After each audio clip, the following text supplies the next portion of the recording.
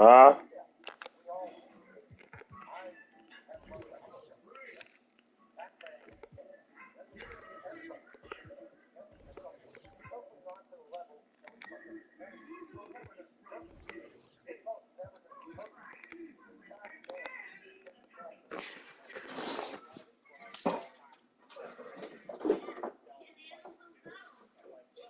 You got one?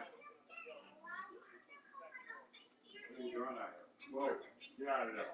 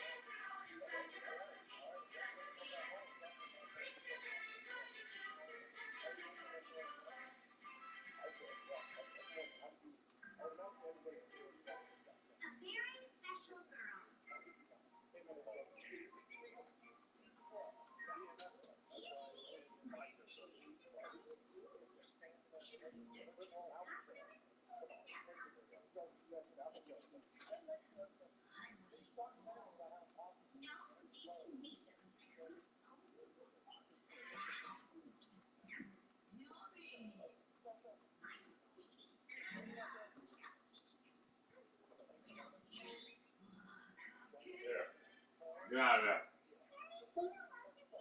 Get your butt out of here. My apple. Here.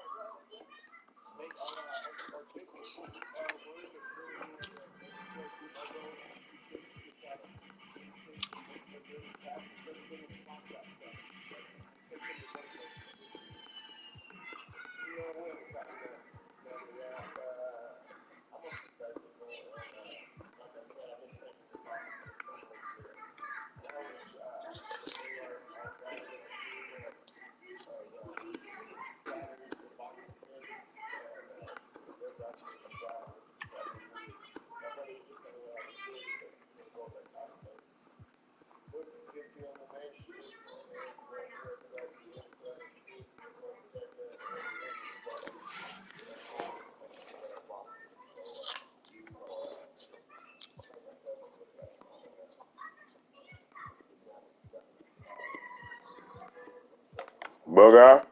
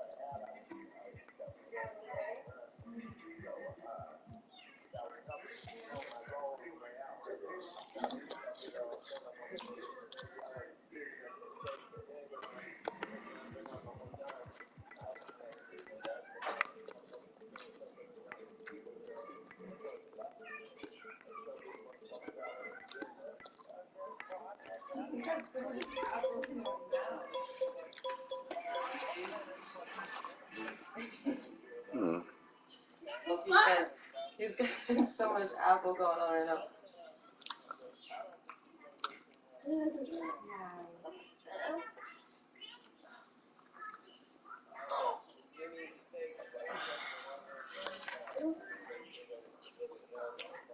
Yeah, you got lots of food. Please. Oh, yeah, just poop. You don't know all the time. I was just changing this back then. That was like fucking 6 minutes old. Hold on, let me put these off. Change the diaper.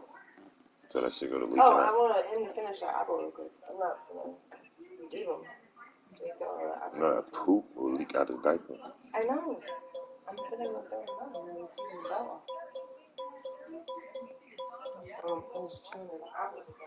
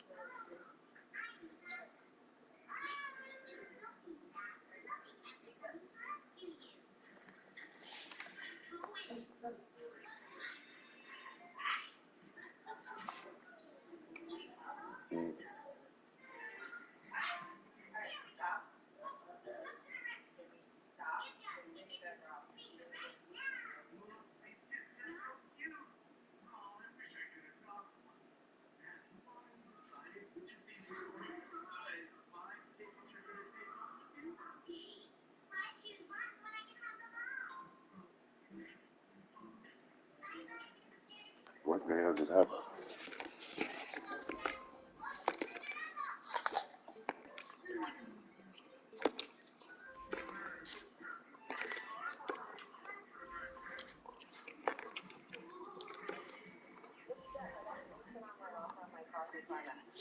What the hell going on, Jamie? I don't even know what the hell going on today.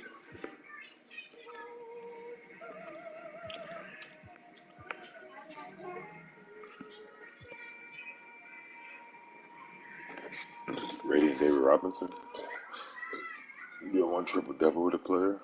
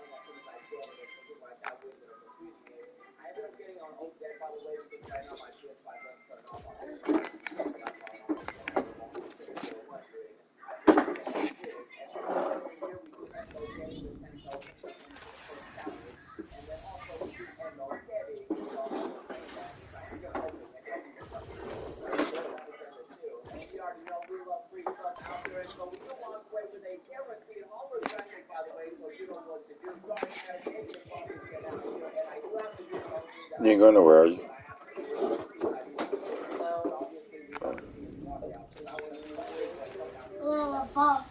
You kind of goes to stuff for me. Yeah, they come and stuff for me.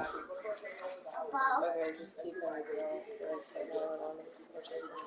I need to get a pack of cigarettes and like 2 packs of cigars. Yeah. Where are you going? My goodness.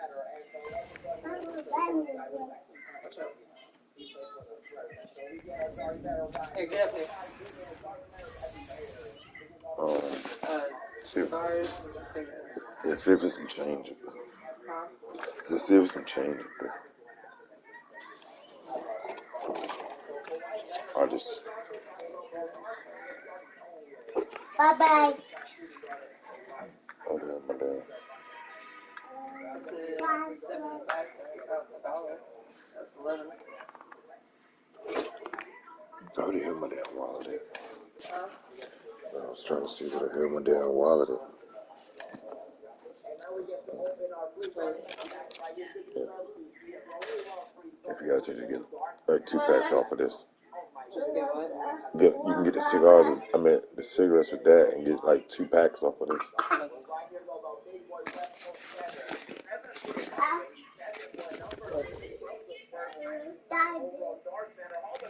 There might be some quarters down this motherfucker. We looking at couch and shit.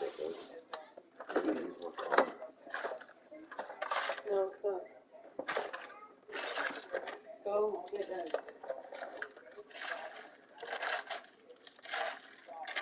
Where my quarters at, bro? Now I was asking him where all my quarters at.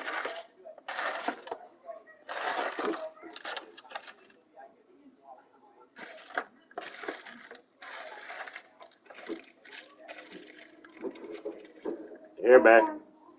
No, I want an apple. I'm good. Bay. Here.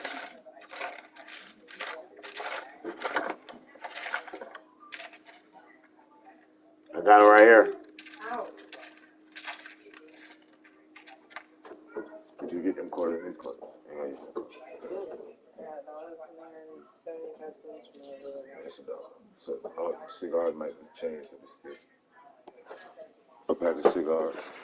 I mean, 2 packs of cigars and a pack of cigars. Newport shorts. I said, make sure you give me short, like short cigarettes. Yeah, are you okay? Come here. Here. Wait, Mama finna go to work. Bye-bye. Bye. Bye. Come here. Bye. Bye.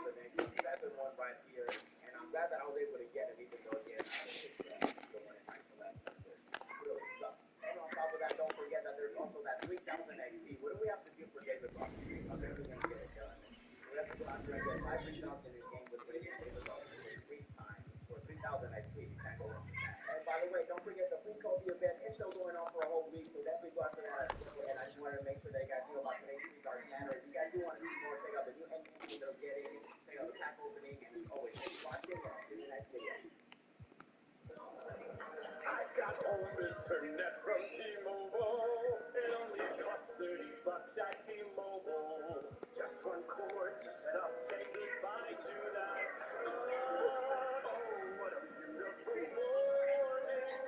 Oh, what a beautiful day. They won't raise your rates at T-Mobile. You'll get a great deal every day. Home internet from T-Mobile. Just $30 a month. No 5G Plus plan.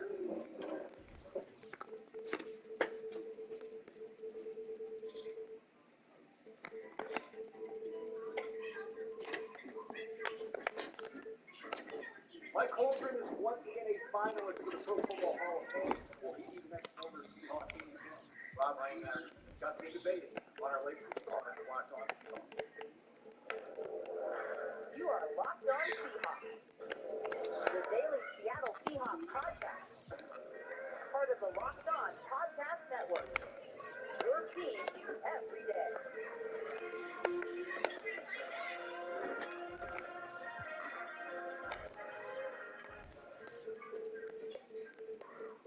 Greetings, 12. This is Corbin Smith, host of the Locked On Seahawks podcast, your daily Seahawks podcast, part of the Locked On Podcast Network.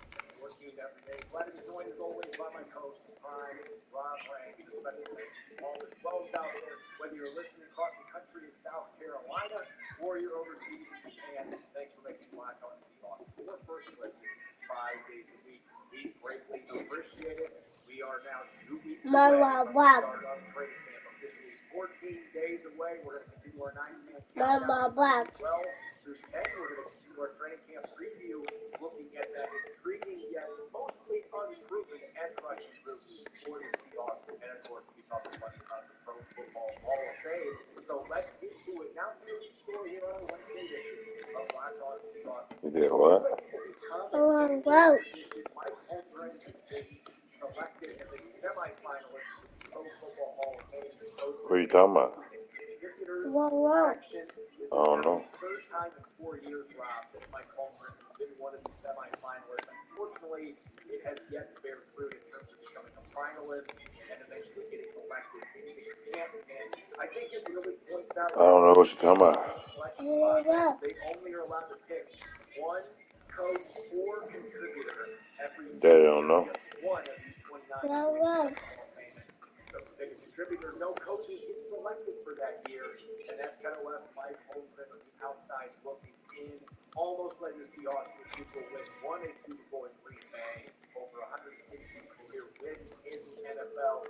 You can make a lot of arguments for Mike Holmgren to What are you doing? former Seahawk, to go into the Pro Football Hall of Fame. And yet, because of what I just mentioned, Rob, it may be really tricky for him to get it this year and in future seasons compared to some of the other players that are going to be on the ballot or already on the ballot that played for the Seahawks. Yeah, I think that it could be difficult even for some of those players as well. But we talked to the team kind of What? What are you talking about? Strong case for Dave Craig. I'm going to be kind of sharing some numbers here in a few minutes. But I want to take my kind of opening comments here and just focus in on Mike Holmgren. I think that it's a tragedy. What are you talking about? That Mike Holmgren is not in the NFL, or not in the Hall of Fame at this point. And I think that Don Coryell's team is selected as one of the 12 finalists among the coaches and former owners a year ago. I think was a fantastic addition to the Football Hall of Fame. But I think if you look at Mike Holmgren's numbers against all of the other, what's up, Clyde? I personally consider Mike Shanahan, probably his biggest competition at this point. Dan Reeves is another good one of the coaches that are available. But you look at Mike Holmgren's winning record. Hey! I told you I'd be right back. That's cool. You okay? That should happen. You were hey, Dad. And Mike Huh? Holmgren You want me to stay here? winning percentage is higher. He's won 50 more Giving your dad his stuff and throwing shit in. What?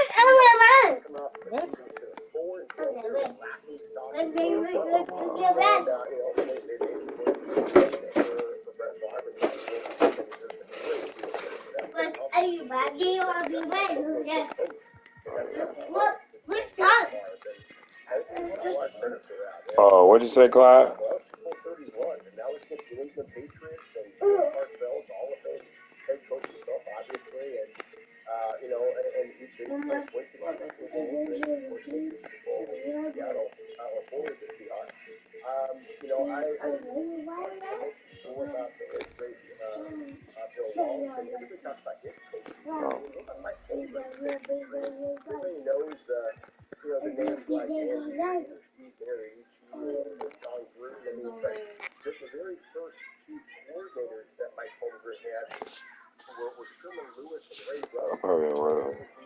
Moved into an era in which black men and the contributions to the sport are getting more recognition. I think that's long overdue. Mike Holmgren is one of the very first to actually do that. So Get your butt. to me, that this is a conversation that I think I want to talk about some of the players. Get out of there now. I think deserve Hall of Fame consideration. Hey, get out of that closet. As you said, once again, Get your butt out of there. the semifinalist Iowa pushing the You better get out of there now. Get. Go. Yeah, you made some Thanks for joining us here on 2K Sports for NBA basketball. Hey, get that. Give me that. Right now. We've got David Aldridge reporting from the sideline. One coach or contributed that game. One person from that 49. So a look at our starters for the Knicks. The forward spots will be Barrett and Randall. Fournier out there with Jalen Brunson. And it's Robinson in at the 5. And for Orlando, Collins is out there with Bell. Then it's Josh Richardson. Then it's Tony Parker. And it's Ginobili in at the shooting guard position. Pass to Barrett. Brunson against Parker. Brunson the pass to Robinson. And it's Robinson with the jam.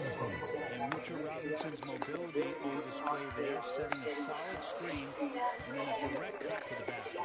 And I love watching Mitchell Robinson play. He brings some physicality to the center position. That 7'2", 240-pound frame. And he's not going to miss that sort of an opportunity from deep. Back to Brunson. Now Parker comes with the help. down low. Got a piece of it. It's stolen by Duncan. Pass to Parker. Shines over Fournier. Parker's shot is off. And Brent about Mitchell Robinson. He is fun to watch down low. He's so dominant. He uses that body to his advantage to gain position. And right now he's at that time in his career where he's still sharing time and looking for a full-time starting role. I think that's on the horizon. 6 on the shot clock. Robinson finds Randall. And yes, there's been Julius Randle and his game year after year adding more capabilities. Big man. Those would be the two that I would argue for, and I believe are the most deserving. Focused on playing to his strengths. And makes the first one. And Greg, just like you, Julius Randle is a southpaw, left-handed. Yeah, you know, the angles are different for lefties. We operate a little differently. And I think they can throw defenders off. I'm always going to pull for the southpaw. Extraordinary work from Parker to find his teammate for the open basket. His passing is just phenomenal. And you love seeing that great mobile one drive a second time. And that's what a coach loves to see in a close game. Just put your head down and make something happen. Now, Yeah, I here's think Robinson. excellent points there. And I think the Richard Sherman No is good. in that conversation as well. Who knows about And here's Collins. I think it's Ginobili, that's for 2. And Orlando again with the bucket. One of the more skilled offensive players that is on the floor here tonight. Not an easy fella to hold in check. And Parker comes with the help. Barrett the pass to Fournier. Fires the 3. New York, no good that time either. And so it's Parker with it. He'll bring it up for Orlando. It's a 3-point game. Yeah, sure. Timmy had a chance to take the shot, but he's so skilled at hitting the wide-open teammate there. Gorgeous pass. Stolen by Ginobili. And now Orlando on the break. Ginobili leading the charge. Count it. Changing ends quickly is rewarded with a high percentage look. Yeah, the defense trying to do their best to slow him down, but when he gets room like that, you got to look out. Now, here's Barrett. Brunson, the bounce pass. Randall kicks to Fournier. Down to 5 on the shot clock. Here's Collins. It's rebounded by New York. Up top, Barrett. Richardson covered. Barrett the pass to Randall. Will it go? And the rebound goes to Duncan. Orlando leading by 7. Here's the 3. And there's Richardson on the assist from Duncan. Richardson's got 5 now. Excellent all-around performance so far. Well, if I was baking up a lead, I had 2 ingredients. One would be playing smart. The other one, playing selfless. I've done that tonight. Serve it up. And the Knicks decide to take their first time out here. And they just can't seem to get going. Yeah, they're like a 4-day-old soda right now, just flat. They're missing shots left and right and just not playing their best. Let me just tell you a couple of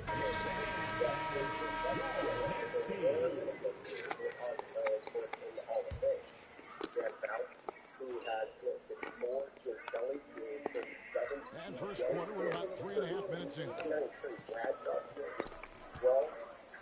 Here's Barrett. That brings in his first bucket of the game. 1 for 2. Well, Barrett, nice touch down there as the lefty was able to negotiate the little run that he got. He's firing his guys up now. Sweet dunk from Duncan. Mesmerizing. And now another look at that great drive and finish brought to you by Mobile One. And the awareness of his footwork and body on that drive. Wow. Out of bounds, Orlando takes possession.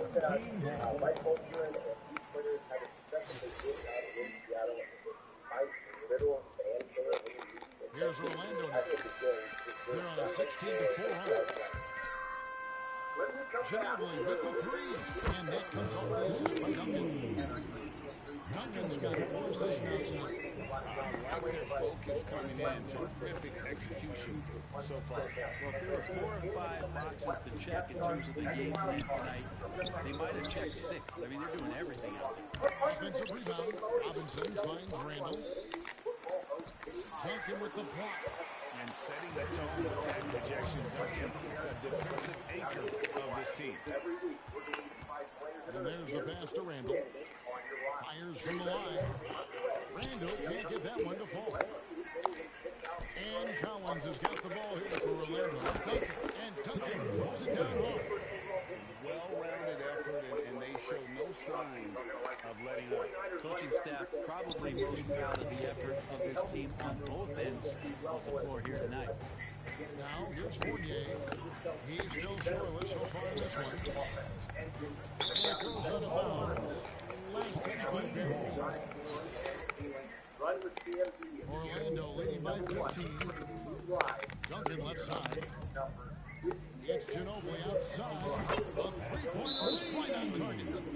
Ginobili's got 10. Yeah, they built up this lead 3 points at a time. Well, a lot of importance placed on outside shooting, and tonight you can see why. That kind of floor exploding from the perimeter. And here are the Knicks now. Here's Brunson. He kicks to Barrett. And Parker comes with the help.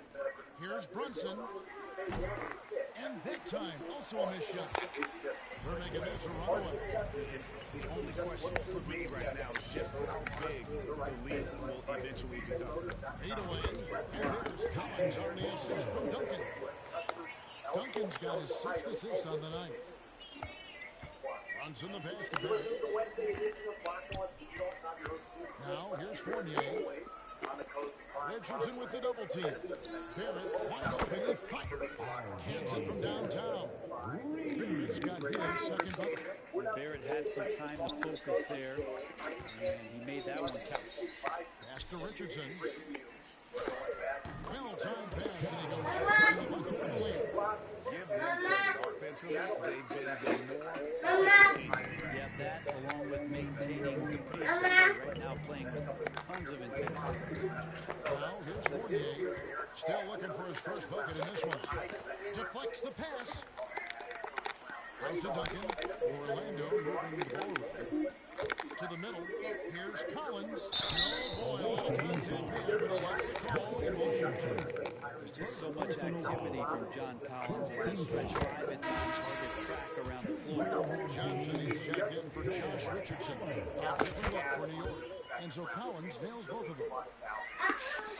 And so here is New York. Passes it to Reddish. Here's Hartenstein. He's guarded by Collins. Orlando grabs the miss. On the wing, Johnson. Guarded by Reddish. Johnson gets to Duncan. And the call is good. Yes, it is. Beyond the leaning, you can see his feet weren't set on that screen. Easy call. Gotta hold firm, or you're going to get a call. Duncan Purtle's checked in for Orlando. Kate Diop comes in for Duncan. Now, here's Quickly. And the first shot of the night for him, no good. Quickly against Parker. Purtle, the pass to Diop. From deep. And no good. And New York will come the other way. Here's Grimes. And Purtle pulls it down. Orlando leading by 21. Johnson, that's for 2. And some very quick points for him on that possession. And when Pearl sees one of his guys wide open, he whips it his way. He's all for doing what's best for the team. Now, here's Reddish. He's gotten some minutes, but nothing on the board yet. Back to Toppin. Parker with the steal. Oh, here comes Johnson all alone. Beats Diop, the pass to Johnson. From deep. A fresh 14 for Orlando. Three-pointer. It's good. He scores. That's his first basket after missing his first 2 attempts. Now 1 for 3. And what's your take, guys, on the hustle sticks for Orlando? Well, they're really mucking things up for the opposition, racking up steal after steal, just not letting them develop any kind of offensive rhythm. Well, they've done a great job tonight of getting out in transition, so that focus on fast break adds to your total in a hurry. Now here's Johnson. Over Reddish. Kept alive. Here's Pirtle. And he uses the glass on the lane. And Pirtle has a stick-with-it mentality on the offensive glass, just throwing himself against the board. And Parker comes with the help. Here's Quickly. And he can't stop this drought. Another miss. And so it's Parker with it. He'll bring it up for Orlando. One of the more striking things about Emmanuel Quickly is his ability to draw fouls and get to the line. That's pretty special for a young player, and he's automatic when he gets there.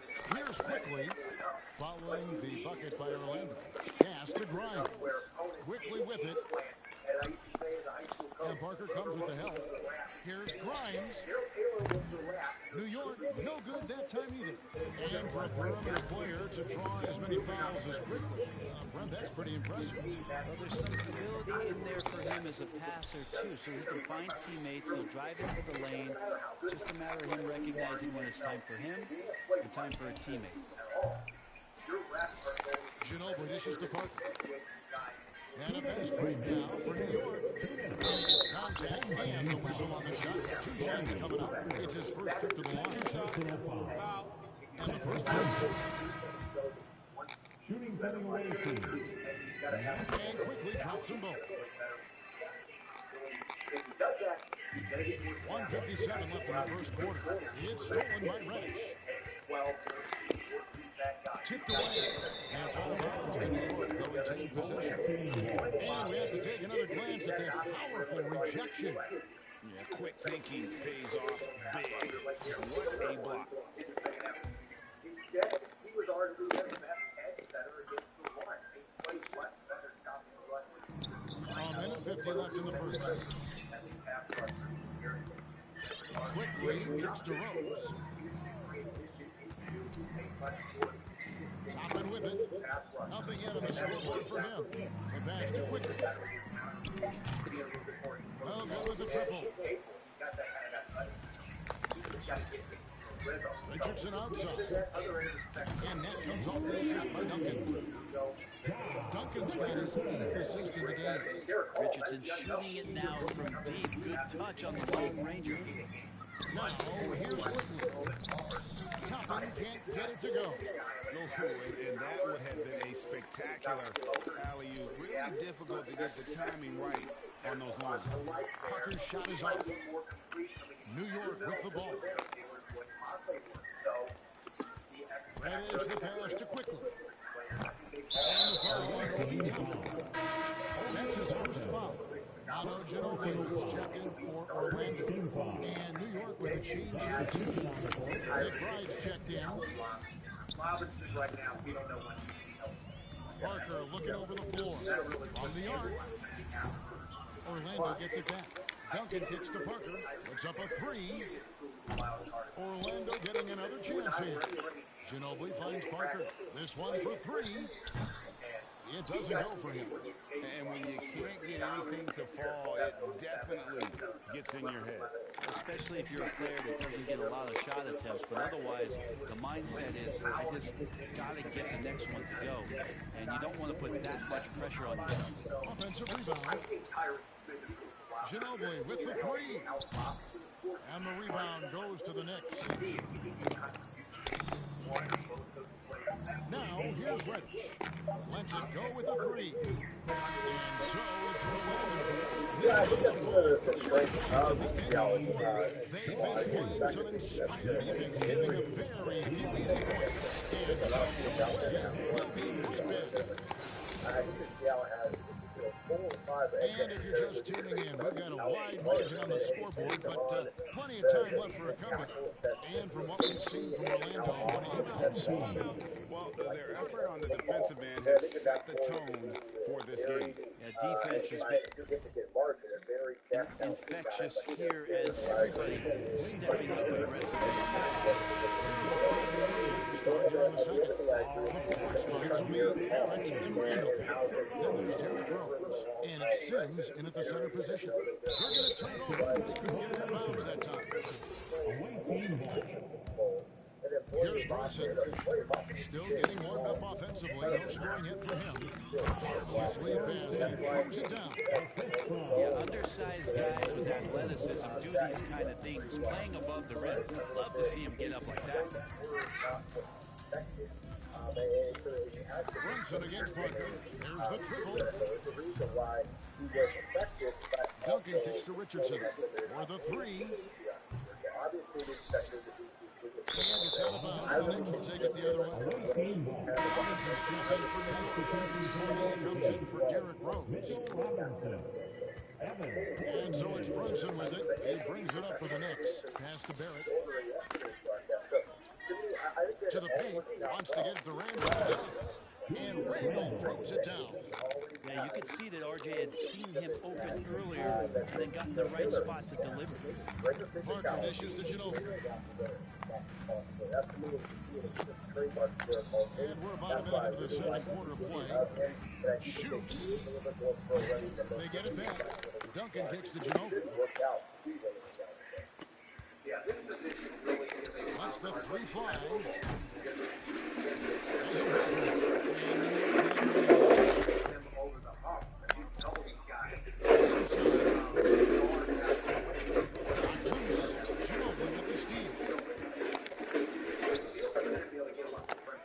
Collins looking around. Richardson against Fournier. Goes up on the high post. It's rebounded by Barrett.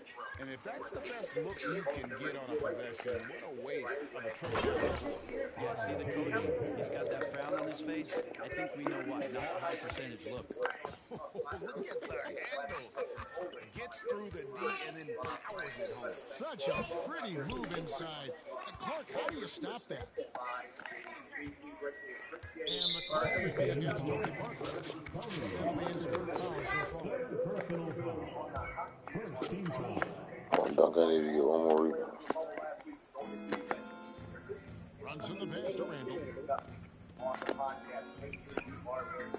Ginobili against Fournier. Passes it to Brunson. Shot clock at 5. Here's Barrett. And Tim Duncan remains an unreal defender. Perfect positioning and a great contest on the shooter. On the basket is good. Got it to go through on the contact, so a free throw coming up. Great opportunity for a three-point play. And New York making a change here.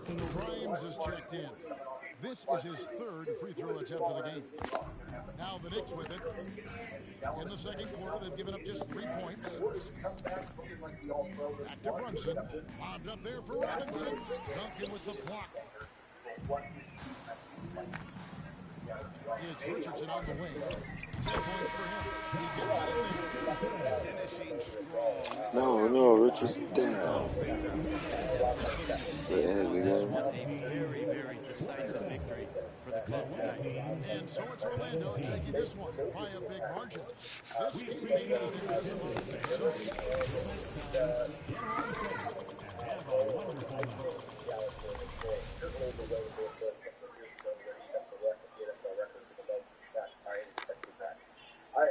If Seattle, if Jamal is healthy and if Seattle doesn't play in that regard, then I think that you are going to see a feast or famine defense that's going to be a little bit different than we've ever seen with Pete Carroll. And so I think it's going to be exciting.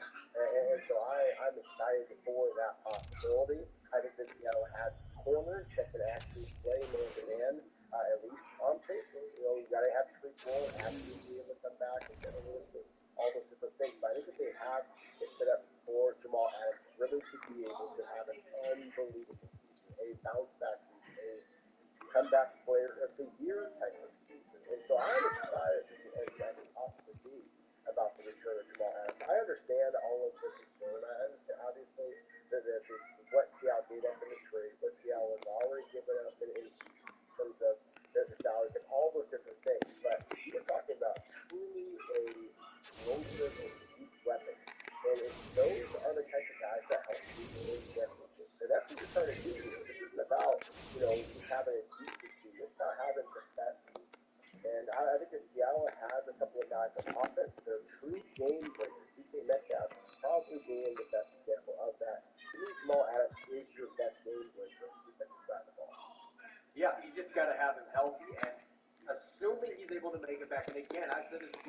Yeah, because I had that. Everybody that I have talked to that is in know has said that he is moving really well, and they think that he's going to be able to come back and look at life small after.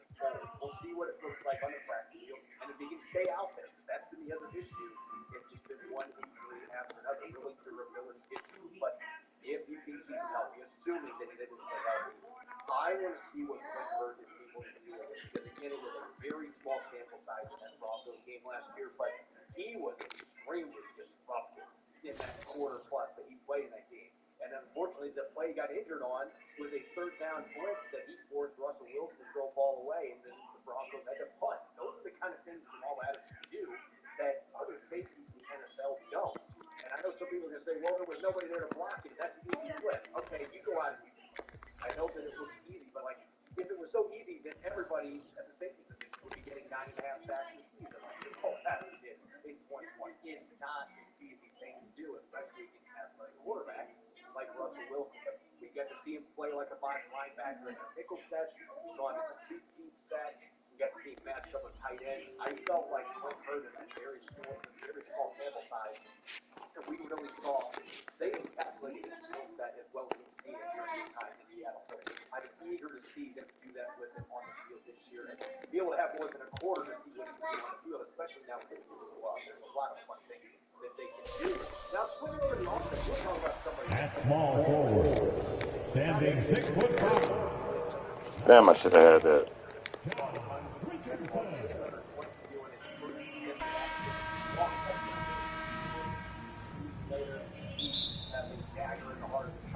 And so off the tip, it's New York. So the New York starting five. The forward spots will be Barrett and Randall.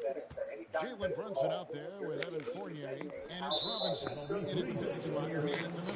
And there's the 3-second call, this one on the defense. The Knicks shooting their first free throw of the night here, and the technical free throw is good. Second running back in Seahawks history, Rob, to have a 1,000-yard rushing season in his first year in the league. It's the second. Robinson kicks to Brunson. Rookie of the year, and goes out and averages 4.6. Pass to Barrett. Just 5 on the clock. Launches it. That shot, no good. And Orlando will come the other way. Ginobili outside. Over Randall. Ginobili can't hit. Now the Knicks with it. It's going to become the sponsor for the Locked On Stock. Outside Fournier. Over Ginobili. Fournier's shot is off. And it's Murray Ginobili with the finish. Great pass from Robinson, scanning the floor there and spotting the open teammate. Outside Fournier. Passes to Barrett. And the block shot grabs it out of the air. Ginobili with the ball. Defended now by Fournier. Ginobili gets the bucket. And the touch from Ginobili, so clever and confident on the interior. And that was the mobile one drive. Well worth a second look. And putting that pressure on the rim, that's what it's all about, threatening. Here's Barrett. And they call an illegal screen here.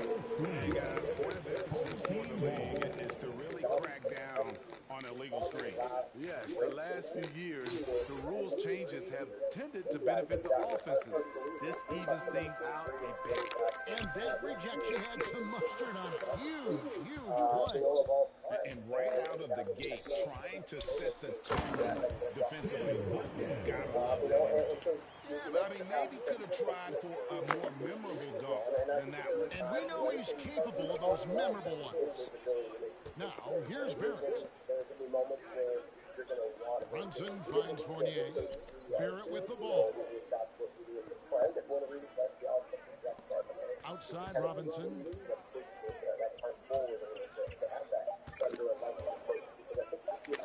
Trying to get open is Randall. The shot comes out. Excellent D that time for Robinson. Ginobili with the three. They grab their own miss. Over Brunson. Orlando getting another chance here. Ginobili outside. Back at 6. Out to Duncan. Over Randall. Duncan with the buzzer. Duncan is a guy who knows how to assert himself offensively, and when he likes a look, he does not hold back. And the Knicks decide to take their first time out here. Trying to get them refocused. It's so easy to get run over when you lose even a little edge. Look for them to come out much more aggressive. Now here's Brunson. Barrett kicks to Brunson. To stop the run, to get open is Randall. And once he gets clear off the screen, there is no stopping him. No, not when there's a flush waiting to happen. That's a big-time move and a big-time finish. Here's Robinson. Drops in the layup for 2. It's simple for these guys. Get Robinson the ball near the hoop and watch the Admiral operate. New York trails by 7. Richardson with the double team. Here's Barrett. He's been patient so far. Nothing on the scoreboard yet. For 3, Fournier. And the rebound goes to Duncan. And here's Duncan. He'll bring it up for Orlando. Fires for 3. Parker's shot is off. And Brunson has it in the corner. Nailed from three-point land. Brunson's got his second bucket of the night. And you see the passing instincts Barrett has. Great at recognition out on the floor. And how about breaking out the Statue of Liberty on that dunk? A nice way to pad that lead a little more. You're right. Barrett wide open. He fires. A three-pointer, no good. Orlando leading by 6. It's Fournier on the wing, covered by Parker. Fournier against Parker. And Fournier kicks to Brunson. The alley-oop very well done. Yeah, nice, silky finish on the alley-oop from the stupendous feed. That sequence couldn't have been executed any better. And that one's good, Duncan. And from time to time, Duncan will take the 3 and knock it down. Brunson the pass to Fournier. Dishes it to Robinson. Back to Fournier. The 3. And it's Orlando with the rebound. Here's Ginobili. Oh, he jams it right. It's Robinson. Wow. Wow, and that sort of showmanship is just deflating right now to the team trying to get back into a game like this. Ouch, Greg, that is definitely an emphasis jam. A big apostrophe or exclamation point, maybe even a question mark. New York calls timeout. Trying to get some traction offensively. That hasn't been pretty. You know, this is a good time to maybe switch up your strategy a little bit. You can't keep doing what you're doing and expect a different result. Now, here is Robinson. He kicks it to Barrett. Now the pass to Brunson. Pass to Fournier. 5 to shoot. Back to Brunson. Over Parker. And Parker with the block. Brunson against Ginobili. Parker outside. Richardson the pass to Robinson. Orlando moving the ball around. Fournier with the ball. He's picked up by Parker. Robinson finds Parker. It's tipped. Barrett against Richardson. Richardson with the double team. Robinson down low. Excellent D that time from Robinson. Orlando leading by 9. Here's Ginobili. Duncan, the pass to Richardson. Second shot opportunity. Robinson. And the layup's good off the glass. Robinson's got 6 points. And you can see their strategy coming in. They want to control the paint. This is my type of approach. Get some high percentage looks. Then later, you can play inside out. Now, here's Fournier. He's been quiet so far. Still no points in the game. And he could not get them one to go. On contact, and he'll go to the line for two. It's on R.J. Barrett. Is a franchise-defining talent, a chiseled, powerful center, a remarkable leader. Catching up on the changes for Orlando.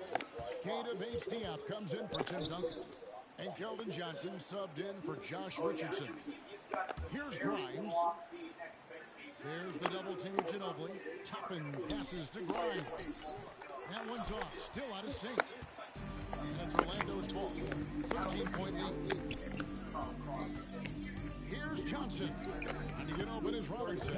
That's good from Johnson on the assist by Robinson. Robinson's got his 6th assist on the night.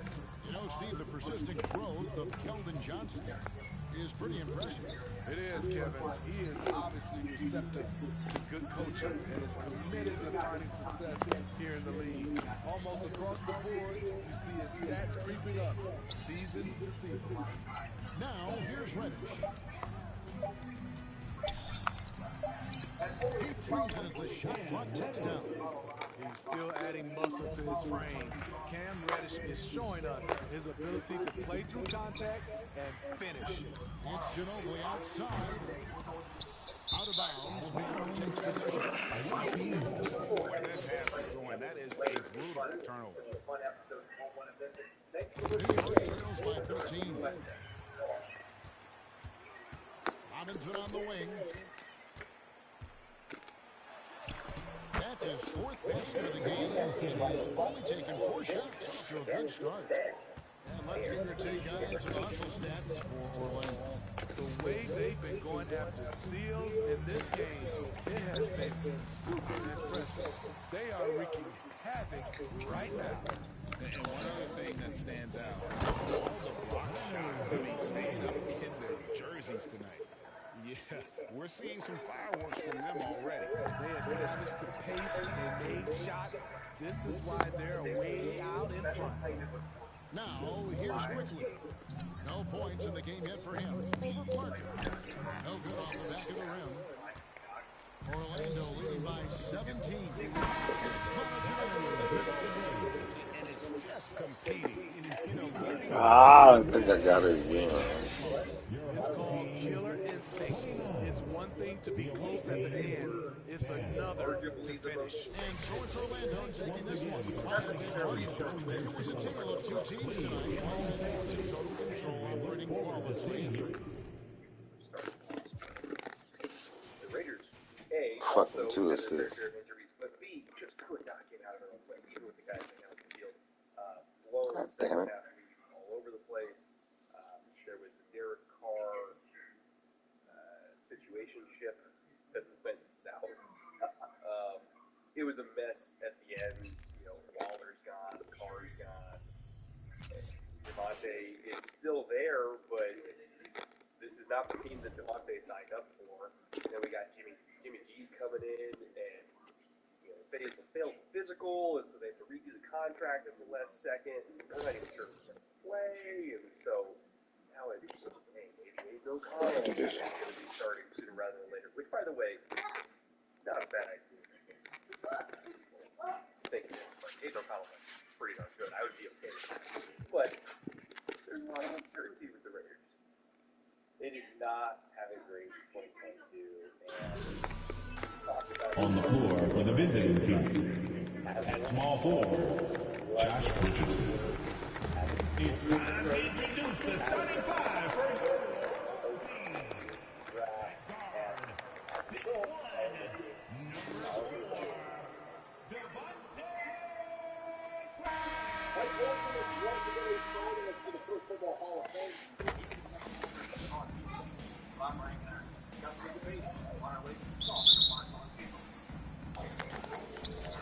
You are Locked On Seahawks. Outside Richardson. Seattle Seahawks podcast. Lets it go from deep. Part of the Locked On Podcast Network. Pass to Ginobili. Up and over McCollum. Here's Duncan. Tries yet again. Here's Ginobili. Three-pointer, no good. And few players are as electric as Zion. The speed and power he plays with, something you see once every few decades. Now the starting group for the visitors. Richardson, the pass to Robinson. Stolen by Valanciunas. Richardson against Ingram. Ingram double team. Pass to McCollum. Outside Grant. Just 5 to shoot. Now here's Williamson. McCollum way outside. It's hauled in by Robinson. And the blend of speed and power, as you said, Grant. Zion is he's a rhino with a jetpack. And on defense, when you see him coming in the open floor, you don't want to get in his way. The explosiveness in the paint is really what makes him so efficient. Now here's Grant. Pass to Valanciunas. From 13. The shot off that time. Missed opportunity. It's a makeable shot for him. He just can't get it to go. I can't believe what I saw. Incredible. I'm speechless, man. I'm speechless. First quarter, just over a minute and a half in. Things just don't seem to be clicking for them offensively. Yeah, they really need to find a way to get back on track. There's McCollum with the three. And Parker pulls it down. Out to the right wing. Here's Ginobili. And down it goes. And this kind of six slam is just one of the reasons this team is in charge of this game right now, B.A. You know, that's an edge the way they play, and a confidence they're not afraid to show. It's tipped. Here's Ginobili. He has 6. Touch off the glass. Give him 8. They're really settling into a nice rhythm. They're starting the game. They're playing well. They're building momentum. This is how they can turn a small lead into a big lead. New Orleans calls timeout. Yeah, hoping to tap into something that'll get them clicking. Yeah, these guys need to work together as a team, as a unit. Try and carve out some easy buckets. And there's a defensive 3-second call. And let's quickly check out the scoring breakdown here for Orlando. Tonight, early on, this team is saying, forget the analytics. Let's take mid-range shots. They can be easy points. Yeah, also, you got to appreciate how unselfish they've been. I mean, the ball movement has been impressive, and the assist numbers are off the chart. Graham finds Valanciunas. The rebound by Duncan. Empty possession, and you don't want to miss these easy looks. From deep. Beyond the arc. He can't hit that time. And it's New Orleans taking it the other way. And we're about 3 minutes into this first quarter. Williamson outside. Right wing. Right side Graham.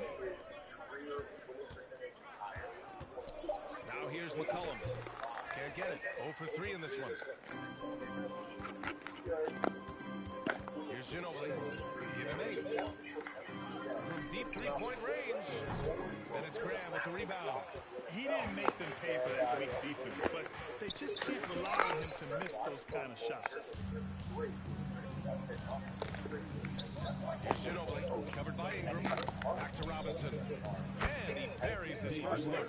And setting the tempo with an assertive move. Like, where was the defense on that play? No excuse. You have to be aware. He should be on your radar all the time. Now here's McCollum. Now quiet so far offensively. Searching for his first points of the game. Here's Ginobili. Graham covering. He takes it in. And he slams it in one-handed. They played with fantastic energy from the opening tip. Already ahead by double digits, trying to run away and not look back. Here's Ingram.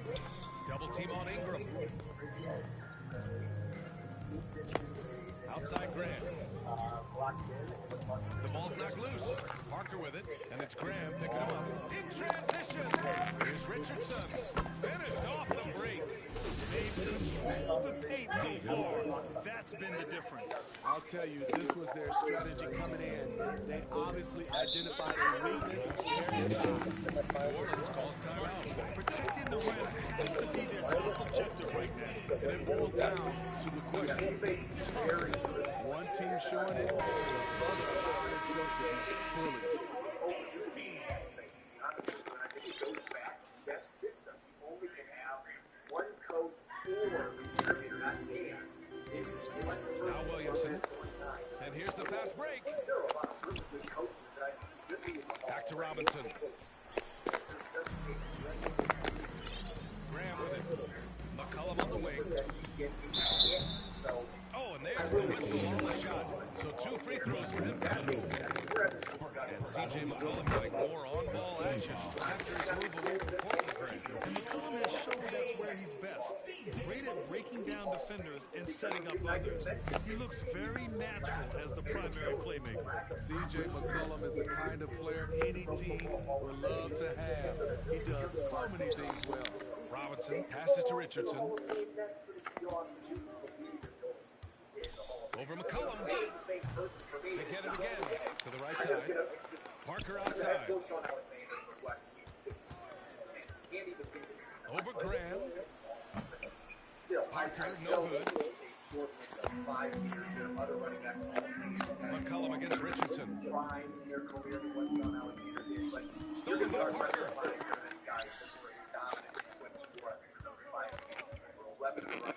Pass to Robinson.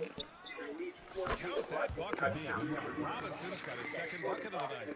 What a way to begin this game. Dominating at both ends of the floor. They came in prepared, focused, and really jumped on the other team early. Now here's Graham. Still getting warmed up offensively. No buckets yet in the game from him. Here's Orlando. They've outscored them 16-2, not slowing down. Drills it from deep. They're not wasting any time putting their stamp on this game. What a start. Play calling has been fantastic.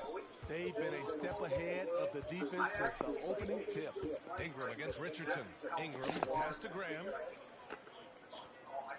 An open look for Ingram. It's hauled in by Robinson. Robinson's got 11 rebounds in the game. Here's Ginobili. That one goes in. He's got 15. And it hasn't just been their stellar offense. Their defense has been effective as well. Yes, when it's going good, it feels easy. These are the nights you relish, but they're tough to replicate. Nice job. Those passes have to be right on the money around the paint area. Here's Robinson. And the foul is called. He missed it, so he's got a couple of free throws coming his way. That's on Jonas Valanciunas. Robinson. At the line for the away team, David. And both free throws good for Robinson. Here's Lewis. Poke loose. Parker passes to Robinson. And a big finish by Robinson. The veteran eyes see all. Frenchie with a tremendous look to make that play happen. Outside Jones. Here's Lewis. Off target from outside. Outside Johnson. Jones with the block. Here's Temple. Outside Jones. Pass to Lewis.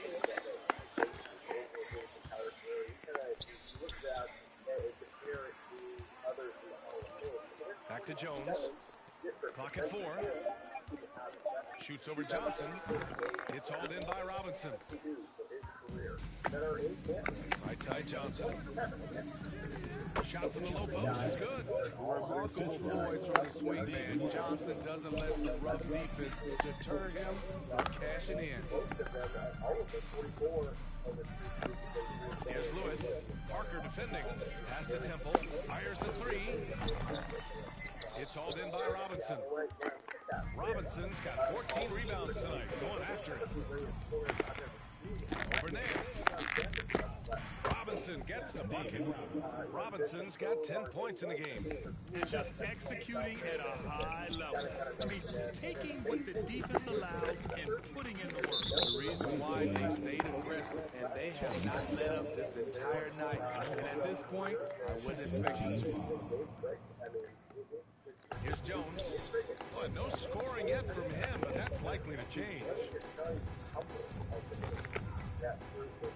Robinson against Hayes. Just 5 on the clock. Away team foul. Second personal foul. Third team foul. Checking in for the away team. Here's Hayes. Outside Jones.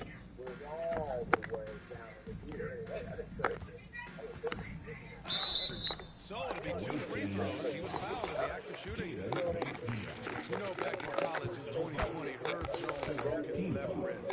Less than 2 weeks after surgery, Jones was back on the floor. And Herbert Jones, what a tough customer, playing with a huge cast on that wrist. You know, B.A., how hard that is. He played with just one hand at the end of that 2020 season in school. Herb Jones is a fighter. Despite being a second-round pick, he made an immediate impact in this league. Don't want to let him get into a rhythm from out there. Here's Lewis, outside Jones.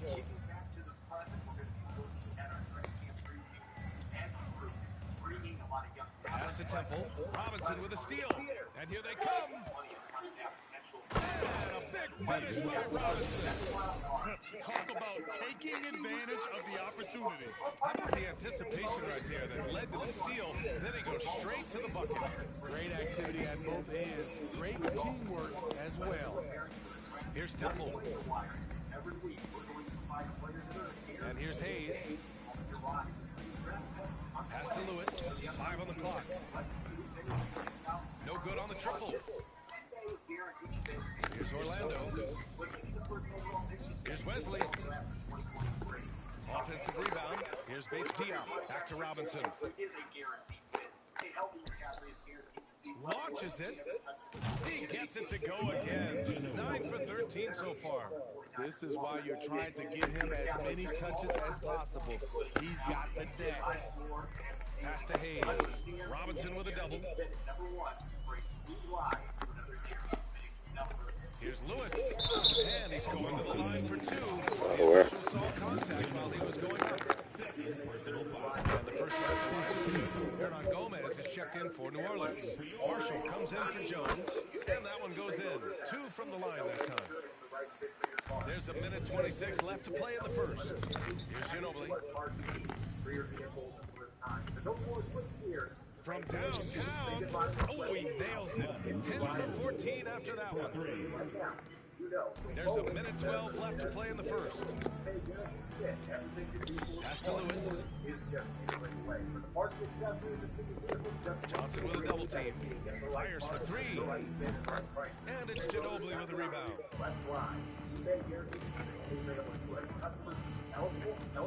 From behind the arc.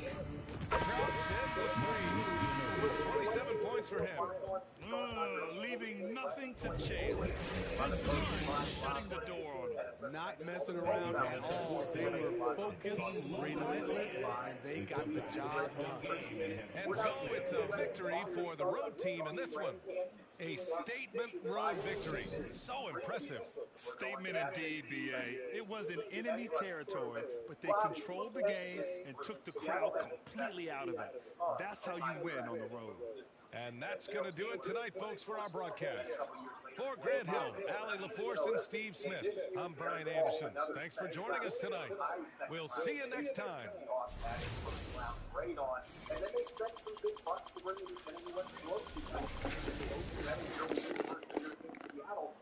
There's a lot of talent here. You've got players like Tyrese Smith and Alton Robinson all last season who could be potential contributors as well. It just feels like they haven't had one of those second-round picks really bust out and become a star. And to me, that is the biggest essential question for this group. We feel like the Cheney-Nwosu is going to be even better this year, but a lot of the highlight needs to be on these second-round picks. Well, one of those second-round selections over the past 4 years finally emerged as a quarterback harassing star. Yeah, that is the big question. And I think I just kind of look back to how much of a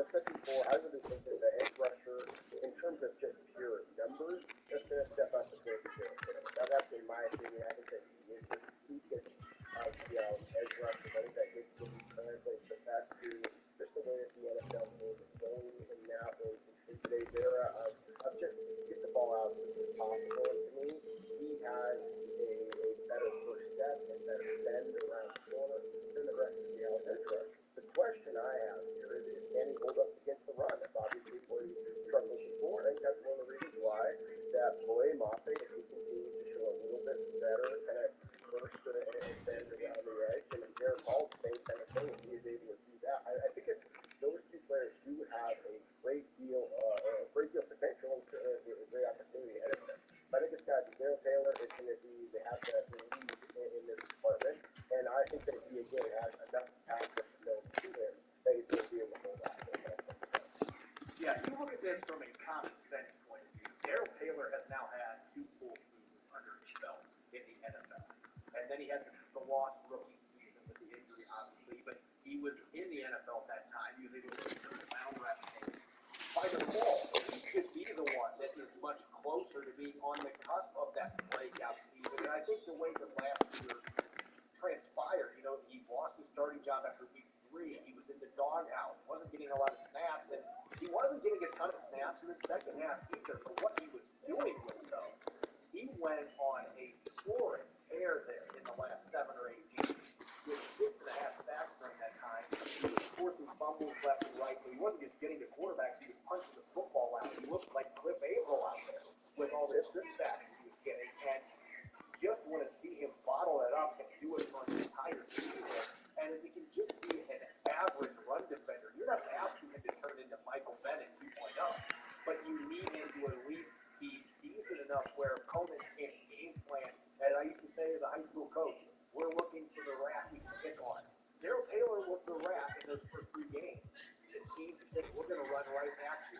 Can he improve enough where teams can't do that anymore? To me, that's really the key. If he's not able to do that, it doesn't matter. We talked about this earlier this week. It doesn't matter how good of a pass rusher you are in the NFL. If you can't play run defense at all, your reps are going to be limited. You're going to be a situational guy, and it's going to take away some of those chances that if you were even confident as a run defender, that you would have to get after the quarterback. So that is the biggest key for him, and we can continue to elaborate on that. He's got to show that he wants to be a better run defender, and he's got to have some more physicality. He's got to play better with his gap responsibility. If he does that, he's going to get more snaps. That means more opportunities to hunt down quarterbacks, and he can be a 12, 13, 14 sack guy. He's got that kind of talent. Then you flip to the other 2 players. Boye Mafe was the exact opposite of what everybody thought he was going to be last year. He was expected to be a situational pass rusher like Darrell Taylor was in the second half of the year. Instead, he was arguably their best edge setter against the run. Anybody much better stopping the run than he was in the lineup, but only 10 pressures as a pass rusher. Very limited in that regard. But he's the opposite of Taylor. He transitioned into a much more consistent, efficient pass rusher, and that boils down to me getting a little bit better with his counter moves, being a little bit more explosive off the edge. He's capable. He's got that kind of athleticism. He's just got to get it into a rhythm. So he's in that other end of the spectrum. He can get that pass rushing game where he needs to go, and maybe he's the player that is going to break out. And then Derek Hall, that's the unknown. He's the rookie coming in that you haven't seen play yet in the game. But boy, you watch the film at Auburn, and you see a guy that can absolutely annihilate passes with power. He's going to be a guy with a motor, split gap, a lot of passes in the backfield. There's a lot to like there. He might be more complete coming into the NFL than what Darrell Taylor and Boye Mafe were. So the X factor in that race between those 2 players, I think they all have areas that could improve. They all have the talent in terms of quick combinational life that they could be starters for the football team. And then you add in Tyree Smith and Allen Robinson. Robinson right now, we don't know when he's going to come. Yeah. That really puts him on the average. But I think that when you look at Tyree Smith, he is truly the wild card. Because you and I were in training camp for a couple of practices. He played in last year. And we got to see what his game was. It was just dominant there. 7 on 7, 7 on 11. When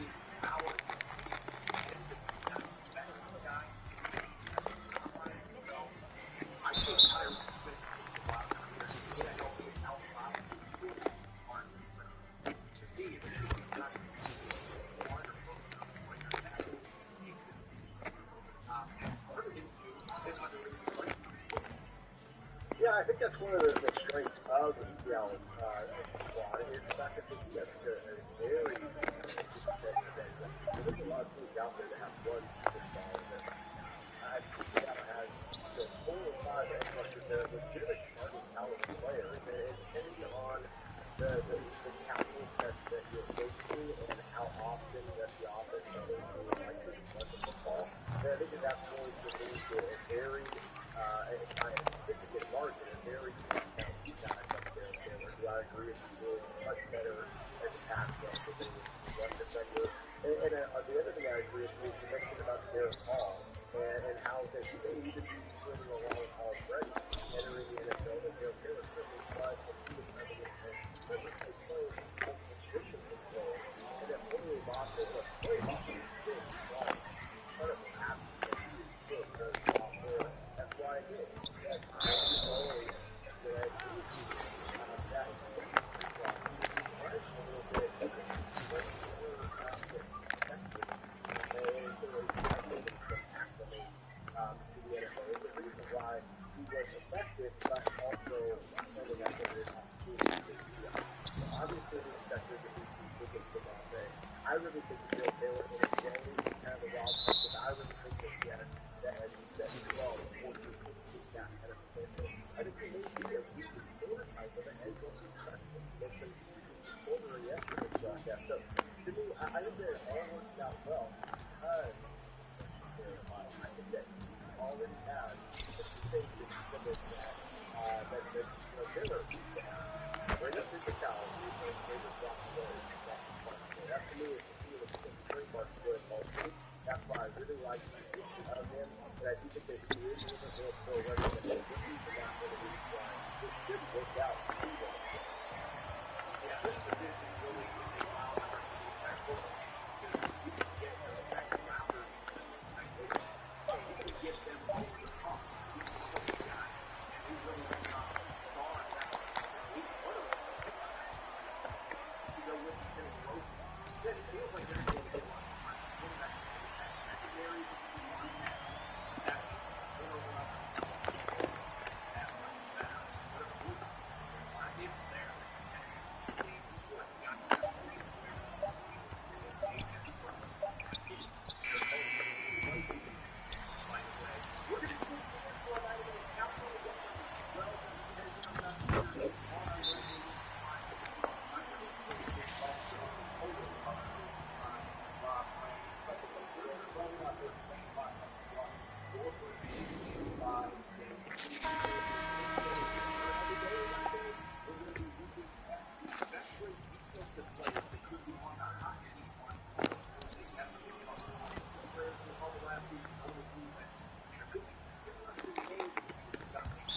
What?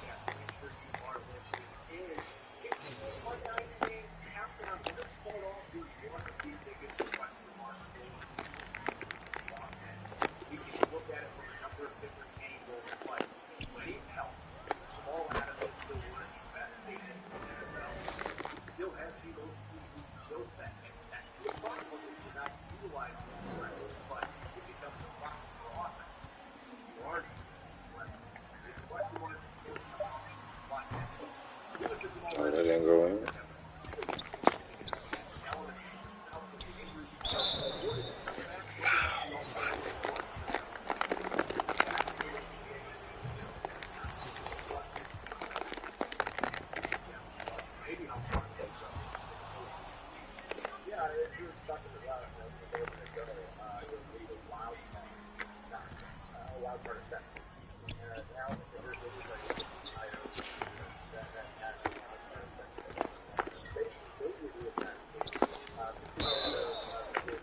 They keep calling a goddamn foul.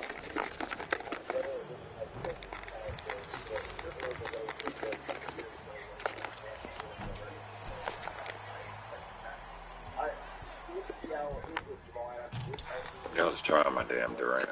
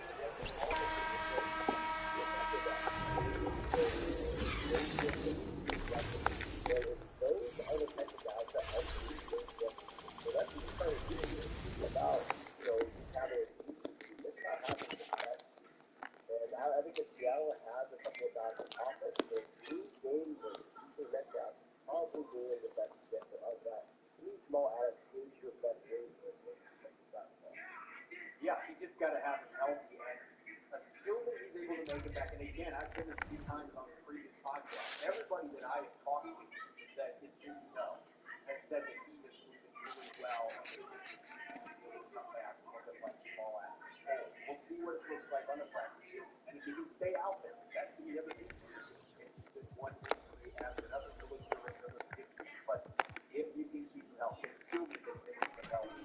I want to see what Clint Hurtt is able to do with him. Again, it was a very small sample size in that Broncos game last year, but he was extremely disruptive in that quarter plus he played that game.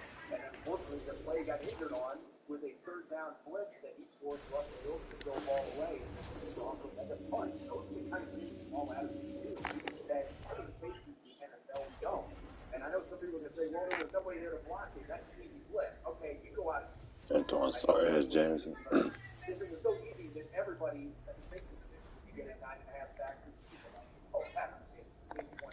It's not easy to do, especially when you have a quarterback like Russell Wilson. But you get to see him play like a box linebacker in the nickel sets. You saw him in the deep sets. You get to get matched up with tight ends. I felt like Clint Hurtt in that very small sample size that we really saw, they encapsulated his skill set as what we've seen in terms of time in Seattle. So I'm eager to see him connect with the Broncos this year and be able to have more than a quarter to see what he can do on the field, especially now with well, there's a lot of fun things that they can do.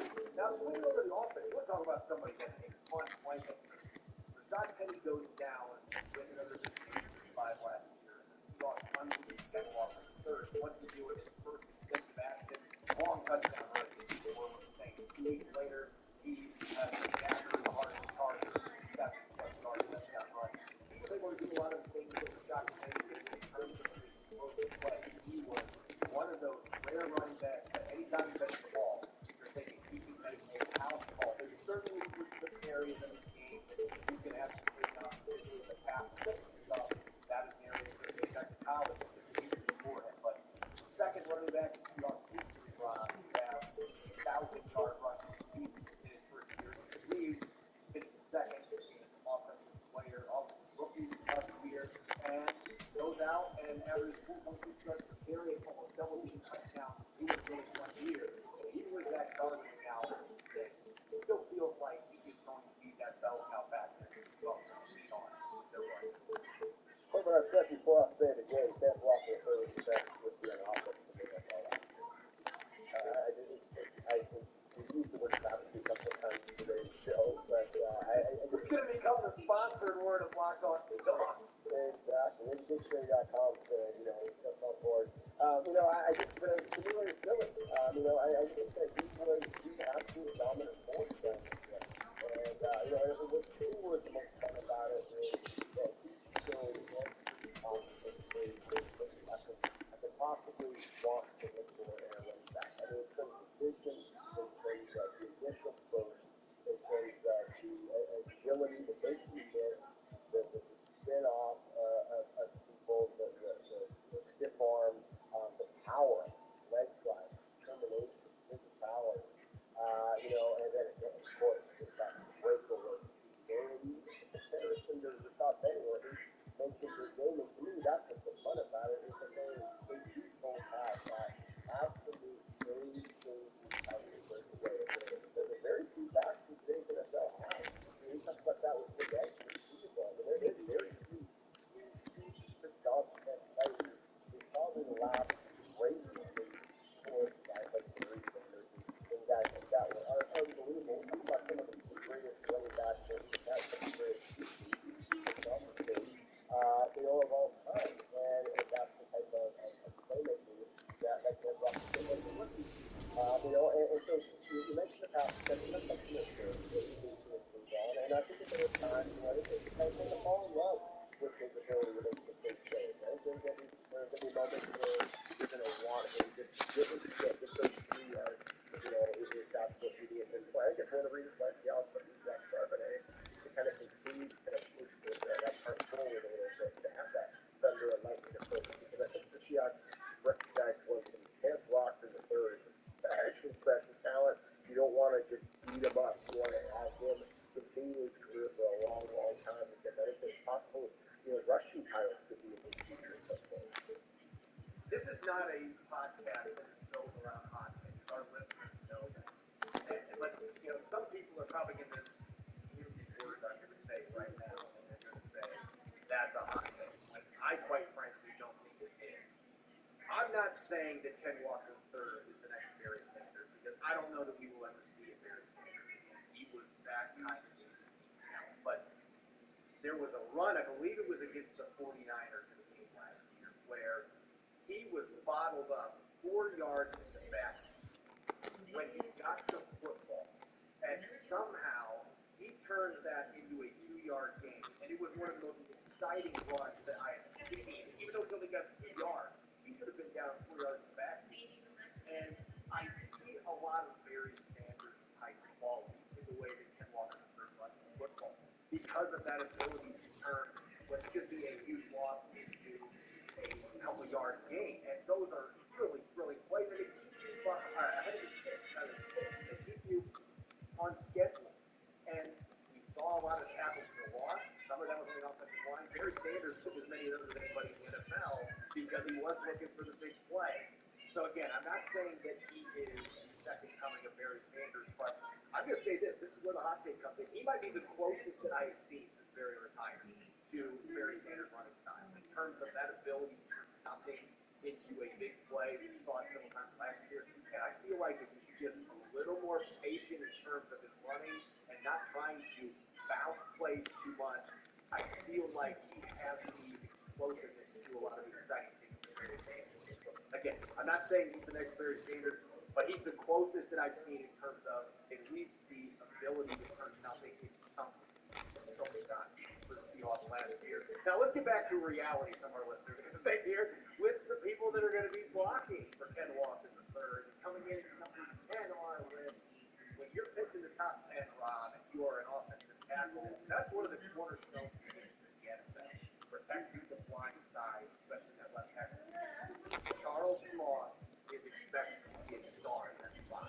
Where they take him at that position. There were a lot of things to like about last year, and I thought he finished on a really strong note against Nick Bosa and company. That playoff game only gave up 1 pressure in that entire football game. If you can bottle that up and you can have that kind of play consistently in year 2, then Charles Cross could be on the cusp of stardom at the left tackle position. But of course, he gave up almost 50 pressures last year too.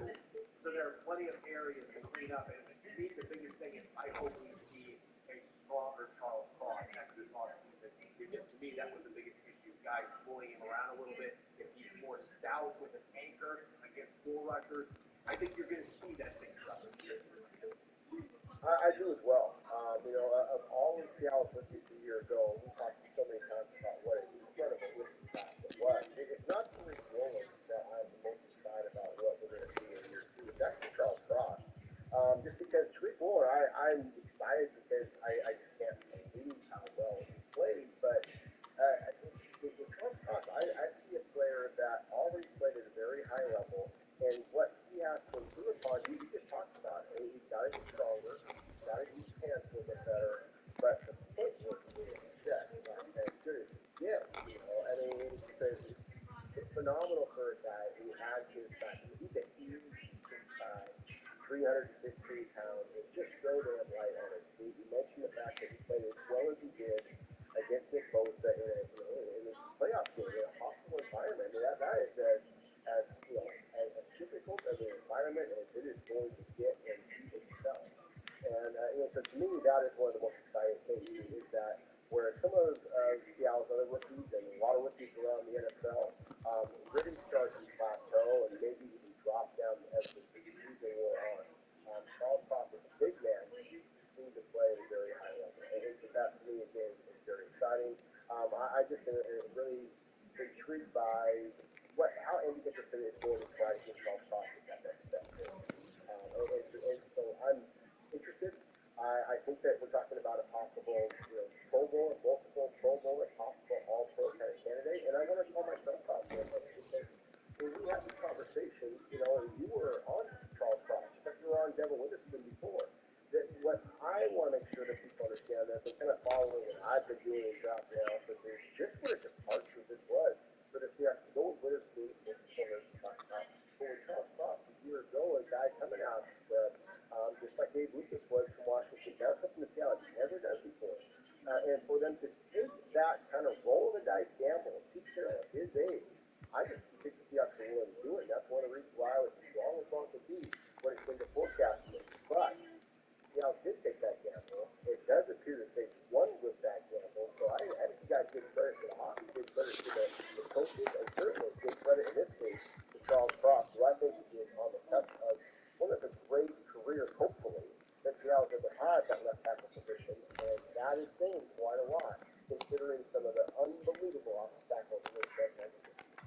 Oh, yeah. I mean, he's got some very lofty expectations to hold up to. When you're talking about players like Walter Jones, that obviously are in the discussion for best left tackle of the game. I mean, Seattle would be happy if Charles Cross someday was maybe in the top 10 left tackle in the league.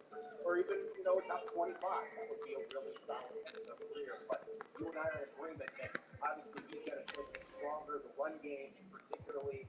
He's got to be able to show improvement in that area after not run blocking much in college. I mean, he can do that this year. It does feel like he's still the guy that was the top 10 pick for a reason, because he's got a very high ceiling. He's a very young player, only 22.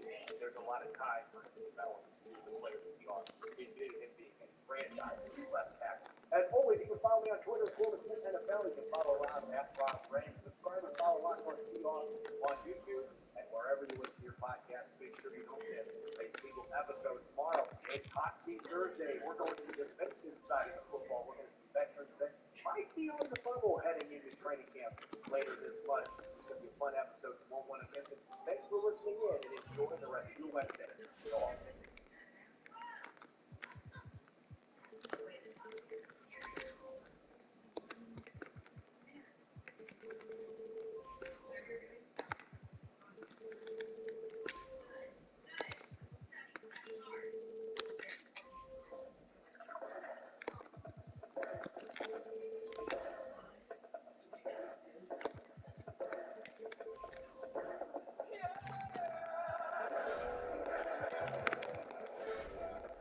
Takes a special kind of unfortunate to use 5 games in the NFL season where you lead by 7+ points at half.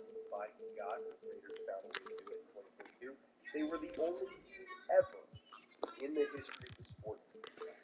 That is not a great stat to have picked up the franchise, but in a lot of ways, it feels like it sums up their 2022 season.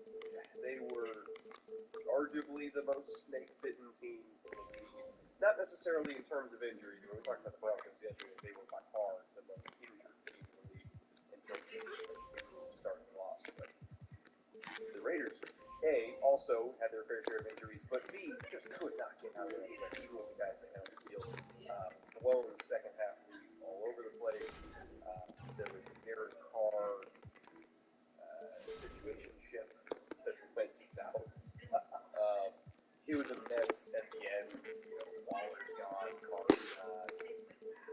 Devontae is still there, but this is not the team that Devontae signed up for. Then we got Jimmy G's coming in, and failed the physical, and so they have to redo the contract at the last second. We're not even sure if he's going to play, and so now it's maybe O'Connell is going to be starting sooner rather than later. Which, by the way, not a bad idea. I think it is. Like, Aiden O'Connell's pretty darn good. I would be okay with that. But there's a lot of uncertainty with the Raiders.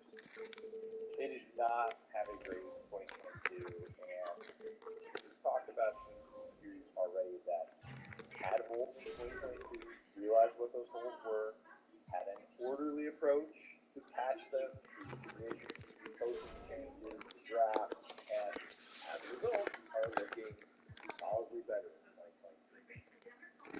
The Raiders have that team. They have good pieces that they added, but we just, in terms of how everything's coming together, especially the most important position, we just don't know yet. Like, I'm not definitively ready to say they're bad. I'm not definitively ready to say they're good. They are a mystery wrapped in the big club, and I don't think we're going to really figure them out for a whole week. The approach has been, let's say, somewhat haphazard. It's not been an orderly offseason for the Raiders, and we're not here to make proclamations about they're good or bad. We're going to tell you all the things that they did and go from there, starting with the things they did in 2022 in the summary. Overall record 6-11, third in the division, 4-4 at home, which is fine. Road record 2-7. Couldn't get it done away from the last 5 games, they slid to the finish 1-4. So, all of that that said, it feeds into the effectiveness summary, which is the thing for us if you're watching the series. You're familiar with it. If not, we're taking it.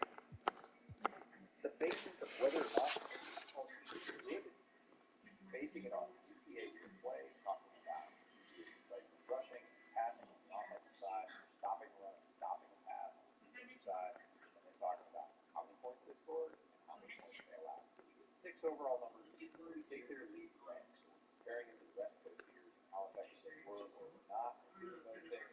Starting off with the rushing offense, the Raiders were 19. That's okay. It's not terrible. It doesn't sound great, but it's just lower than it had been Zach Miller. And rushing offense isn't necessarily the thing that's going to win you championships. I mean, they have the lead rushing NBA, which tells you that they were the problem.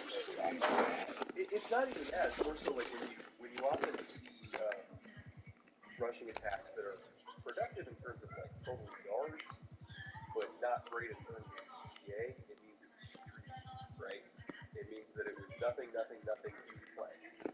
And when you watch Josh Jacobs, I mean, MyTeam had that offensive line, and he really made the most of it, but at the same time, production-wise, a lot of times it's nothing.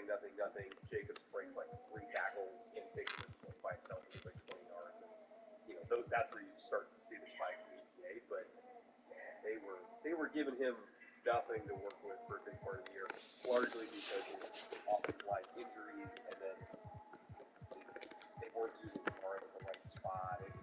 Anyway, we'll get to the offensive line later. Following on the passing offense, the league rank for them was 12, which, putting these numbers together was surprising to me. I would have put them lower than that based on watching that offensive attack on tape.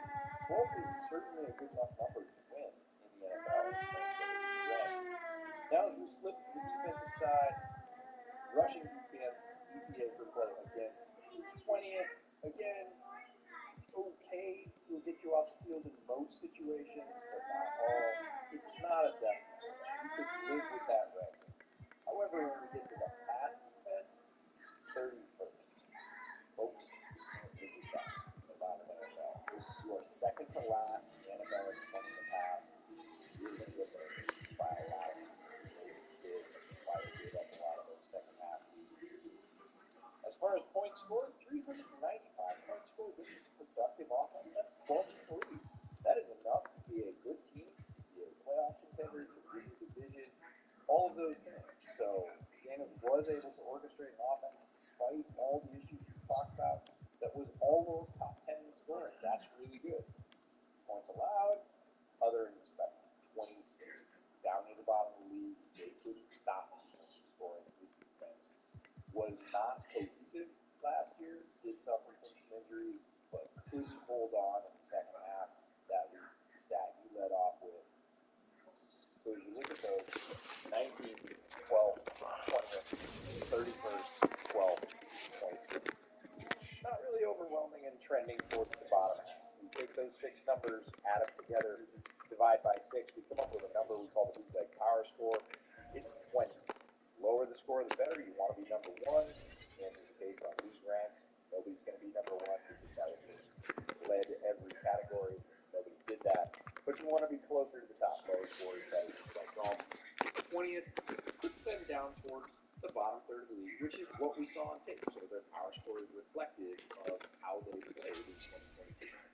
I looked it up because I was curious, despite being 12th in points scored, where did they score from? This was a team that kind of lived or died, mostly died, by explosive plays. They were 24th in red zone appearances, they were 26th in terms of red zone touchdown percentage, how often they scored touchdowns. And they were 12 spots behind Denver in terms of red zone efficiency. And they just didn't get to the red zone that much either. But they filled in the gap by scoring from 30, 40 way downtown. So it was very much a streaky offense, which also kind of explains why they couldn't put people away. Because at some point, if those big plays dry up, there's nothing else to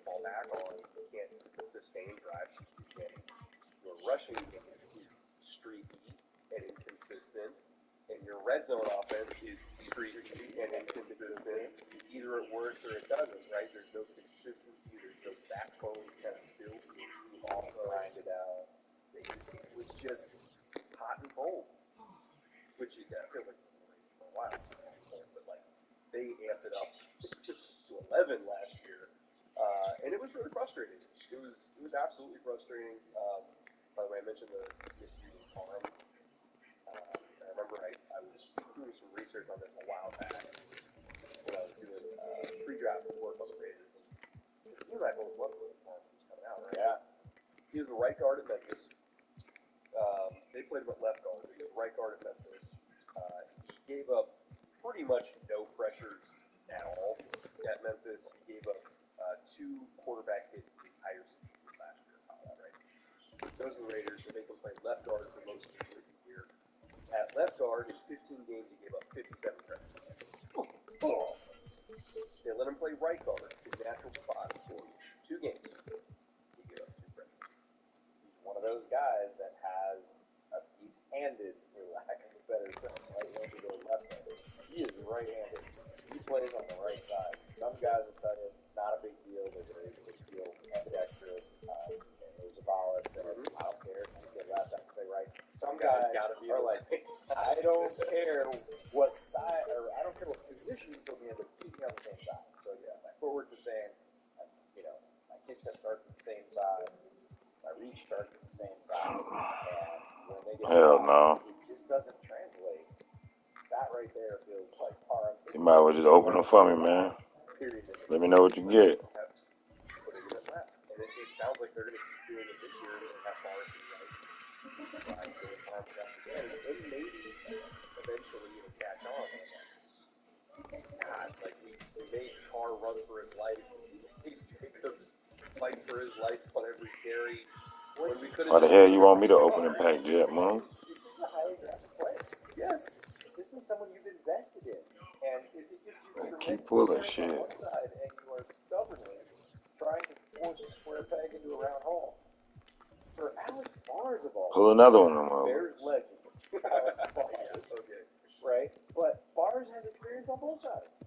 And in the middle. He played center as well. He played any of the interior. Why you want to keep spending my coins, man?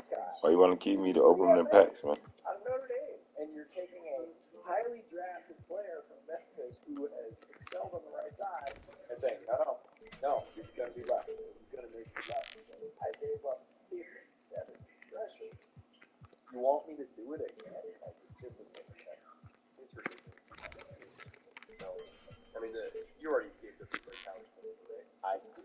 Yeah, so at 20, again, emphasizing that they were ranked 20th. No, it's not 20th. It's just 20th. You might as well just open them bitches. It's interesting. Their raw score. Watch yourself open them motherfuckers. Not often do we see a flat number for the raw score, which also might contribute to people being confused about it. But if we're looking at, where that falls in terms of raw scores, actually tied for like 26. Nothing wrong watching the pack open. Again, when we get to the end of the series and we show all of the raw scores, you'll see where that falls. But there was only 2 teams that averaged that 20, the Raiders and the Titans. Both had 3 games, only 2. Looking at some schematic stats, types of coverage types of amounts of blitzes that they call, types of runs they call, and also how their passing game is structured. Just to kind of give more context to who you're getting. And with the carryover in the staff this year, also might give context for this year too. We'll start with defense. Prop left. The coverages that Patrick Graham called, for the most part, were cover 1. They were 7 in cover 1. They loved their single high coverage. They were about average in cover 2 at 14. They were average in cover 3 at 15. They were 22nd in quarters. Didn't play it a whole lot, which is interesting. They played it a lot more when we were in New York. Kind of got away from it here. Quarter half, they were 22nd. They got one of the very well quarter half, which is good. It's good at running. And then 2-man or cover 5. They gave there by average there. So they were mostly right down the middle of the fairway. Where they ticked up a little bit more was 0. They pulled quite a bit of 0 though the rest of the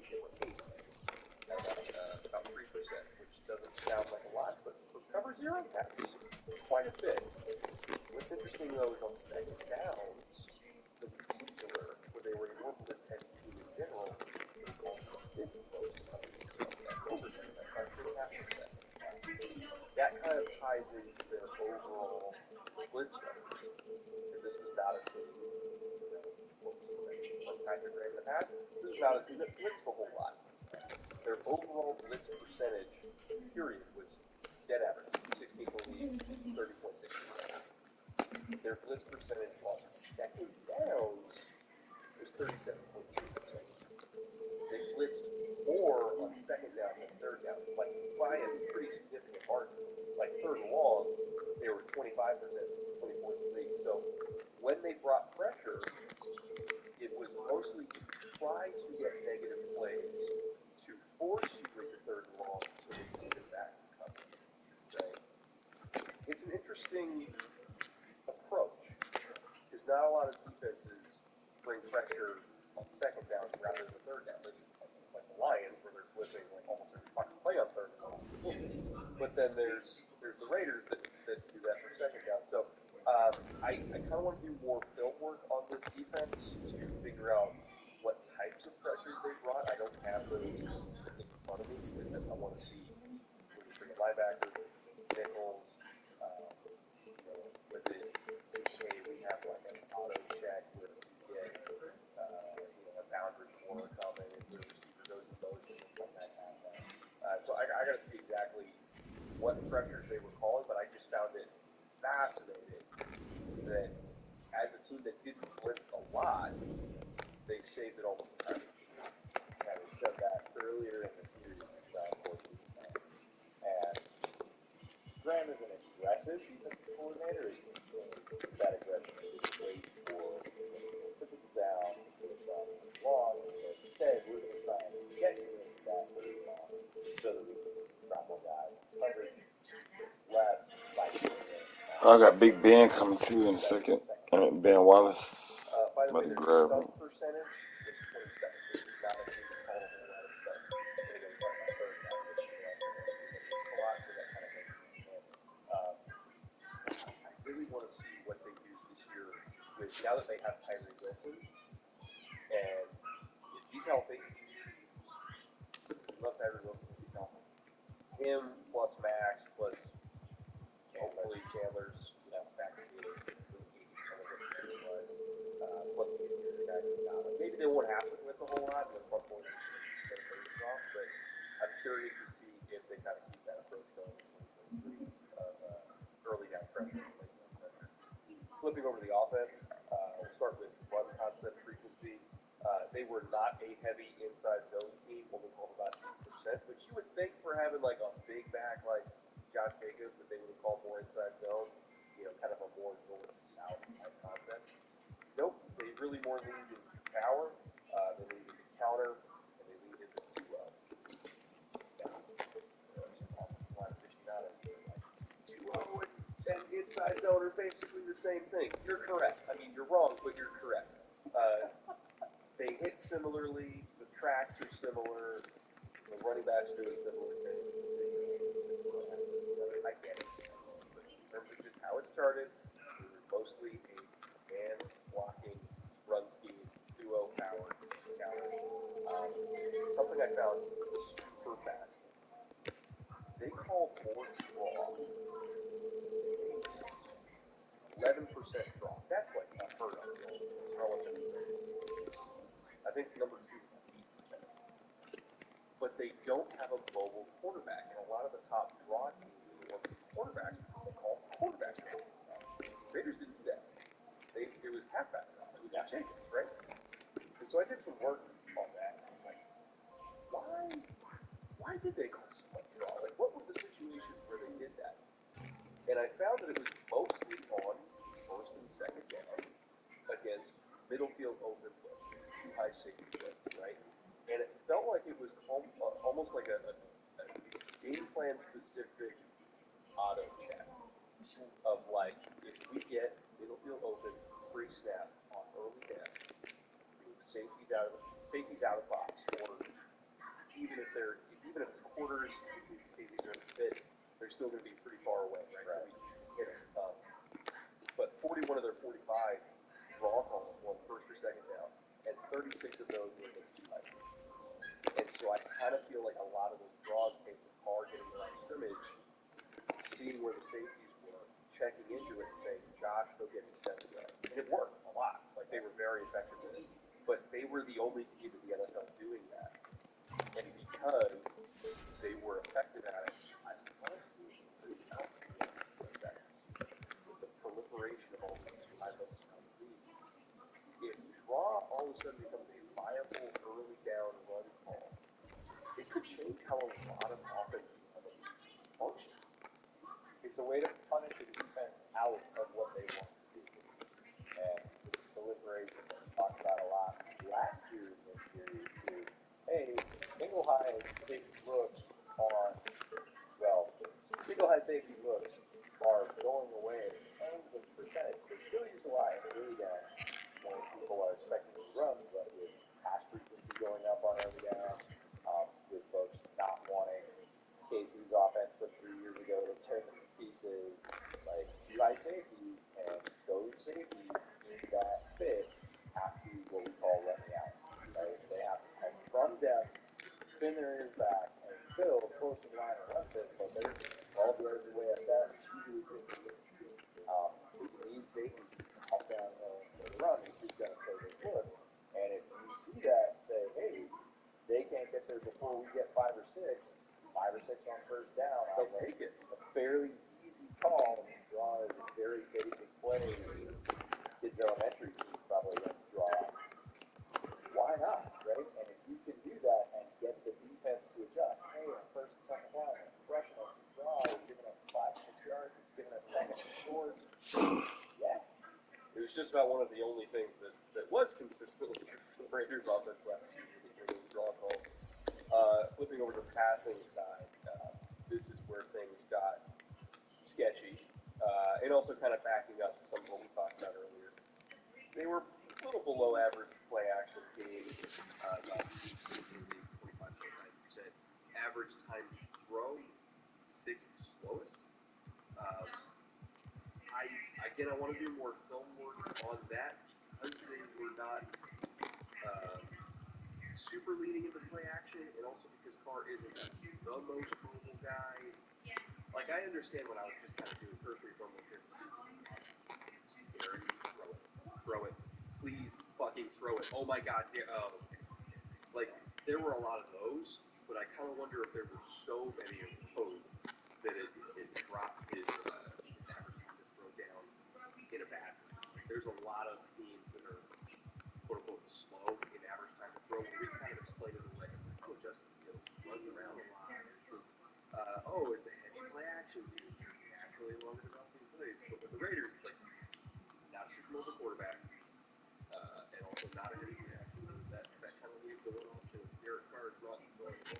Let it go, man! So, again, I kind of want to back that up with film study as we get closer to the season. Not that it affects the Raiders at all. It's more so when we get to the Saints episode. I want to have that done by the time we get to the Saints episode. Air yards percentage, we talked about them kind of being an all or nothing offense. From 55.3% of their passing yardage came through the air rather than after the catch. That was 12th highest in the NFL. Average depth of target, 9.9. Tied for 4th highest in the NFL. Checks out. Big time throw percentage, roughly average, 3.7%. Yards per attempt, 17. So again, this was a vomit and pray offense. And when it worked, boy, it was pretty. When it didn't work, they blew it and scored about what you said. It feels like an older Raiders, like a much older, almost AFL Raiders. Al Davis would have loved it. Daryl Monahan, right? Let this thing go, get chunks, and if you have the receiving core, quarterback protection to make that work, it's an exciting brand of football. If it doesn't connect, you're basically a three-point shooting basketball team that can't compete. And you end up getting crowded in because you don't have the pivot to say, okay, look, the long game's not working for us today. We need to go to the things that are more efficient, grind some yards out, make points, maybe field goals, sort of the momentum. And momentum wasn't really a thing. It was, like you said, streaky, hot and cold, hit or miss. When you're on,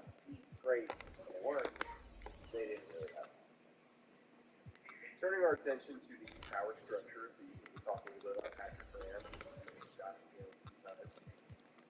I am willing to give this another year. Early returns were a little bit disappointing. I'm willing to see what they got in 2023. But is it safe to say that even as a second-year group, that they're somewhat on thin ice already? It's not a very cold seat, but it is not a hot seat yet. It is impossible to judge draft classes before really 2, I would say, probably 3 years.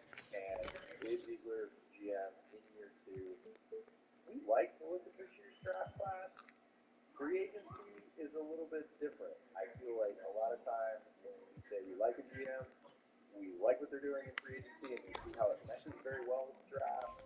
Whether or not we agree with the draft, we at least see that, they patched this hole here, and then they push that next need off to the draft. With the current power structure of the Raiders, it feels like the draft's been decent for the last 2 years, and free agency's been a bit up and down. It felt like the Jimmy G thing was panicky. And I don't know if that's Ziegler's fault. I don't know if it's McDaniel's fault. I don't know if it's Mark Davis's fault. I really don't know where the car thing came from. And I'm sure there's Raiders fans that will be in the comments that will give us more context that we would get, because these are the nitty-gritty things, the interpersonal politics of individual franchises that sometimes people that don't have really the time to dig into. So if you're a Raiders fan and you can give us context on who pulled the trigger on that, please do. But it felt messy, and it felt like rushed almost, and it kind of felt like they benched Carr when they did, because they just didn't want him to get hurt, because they wanted to trade him, and then he said, "Fuck you guys, cut me," and then they didn't really have any recourse, right? And then, obviously there's the Tom Brady elephant in the room. Like, clearly they thought they were going to get Tom, which we had heard that they thought they were going to get Tom. And then Tom was like, "No, I'm retiring." And they're like, "Fuck, okay, now what?" Derek come back, and he's like, "No, cut me." And so then it's like, "Okay, Jimmy, come save us." You're familiar with the system. You worked with our head coach who was then the offensive coordinator in New England before you went to San Francisco. Like, can you sub? It just felt like none of this was plan A or plan B or plan C. And Aiden lucked into Aiden McConnell, or not Aiden O'Connell, who we did interview freshman, great dude, smart player. I think, honestly, he would be good for them. And they got lucky that he was there when he was. He's probably going to start games for them this year. But, like, if they can get it, but even if we did get it, who we interviewed and really enjoyed, great dude, love his attitude, think he'll be a decent player. But if you are staring at the rest of your team, winning division games, and maybe get yourself into the playoffs, if you are staring at division games, and Aiden O'Connell is your plan in the AFC West as a rookie, all rookie quarterbacks have struggled. Aiden wasn't super highly drafted for several reasons. The good player, if you're saying he's our answer to the guy over there that plays in red, that's not a good plan. No. So when you talk about process, we talk about the GM, we talk about the roster structure, it's impossible to ignore the quarterback spot. You have to have it solidified. You have to have a plan. It doesn't always work out. We saw it happen to the Colts. Andrew Luck retired. Like, these things happen. It didn't go their way. Plan B didn't go their way. Plan C still didn't go their way. Now they're looking at Plan D or E to start the season. That's rough. So if we say free agency didn't feel really meshed with the rest of the strategy, you could look at the draft class, which we think is good, and go, "Oh, great. What are you going to do about the most important position?" And that just sort of casts a shadow over the rest of it. We talked about Josh McDaniels, coordinators, Mick Lombardi, offensive coordinator, Patrick Graham was mentioned, defensive coordinator. We like his work. It'd be interesting to see how he shifts with some of the new personnel. Tom McMahon, the special teams coordinator. Other notable coaches on offense. Edward Bennett is the wide receiver coach. You know this guy? Yes. Oh. The Yes. Bears receiver? Yep. Bears and Packers running back, one of the players who's played on both sides of that rivalry. Yes, that and Trevor. Yeah. So between he's been with the Raiders for 5 years. He played 8 seasons for the Packers and Bears combined. Again, jumping to either side of the volatile rivalry that was when he played for them. But he is in charge of their wide receiver coach. This is Devontae. Scott Turner is their pass game coordinator. He's got 11 years of NFL experience, and he is the son of former NFL head coach and longtime offensive coordinator Norv Turner. So that's who's running their passing offense. On defense, very familiar name, Rob Ryan is now a senior defensive assistant. 33 years of NFL experience. Josh McDaniels brings him on to be the sort of catch-all overseer on defense, help Patrick Graham where he needs it. Please help us play better. That's basically what he's doing. Pretty much. Antonio Pierce is linebacker. 10 years of coaching experience. First season with the Raiders was with Arizona State for the past 5 years. Played as an NFL player. Many people will recognize him as a longtime linebacker. And then Jason Simon, DB and pass game coordinator, defensive pass game coordinator. First year at Las Vegas after being a 10-year NFL experience as a player. So, a bunch of former players, a bunch of long tenured coaches, folks that come from coaching long lines and coaching family trees. A pretty interesting mix on the Daniels staff. Now, it didn't necessarily all mix well last year, just because you have a lot of experience and coaching lineage, player's eye. All sounds good on paper. We'll have to see how that translates into something. One of my earliest performances was maybe Packers.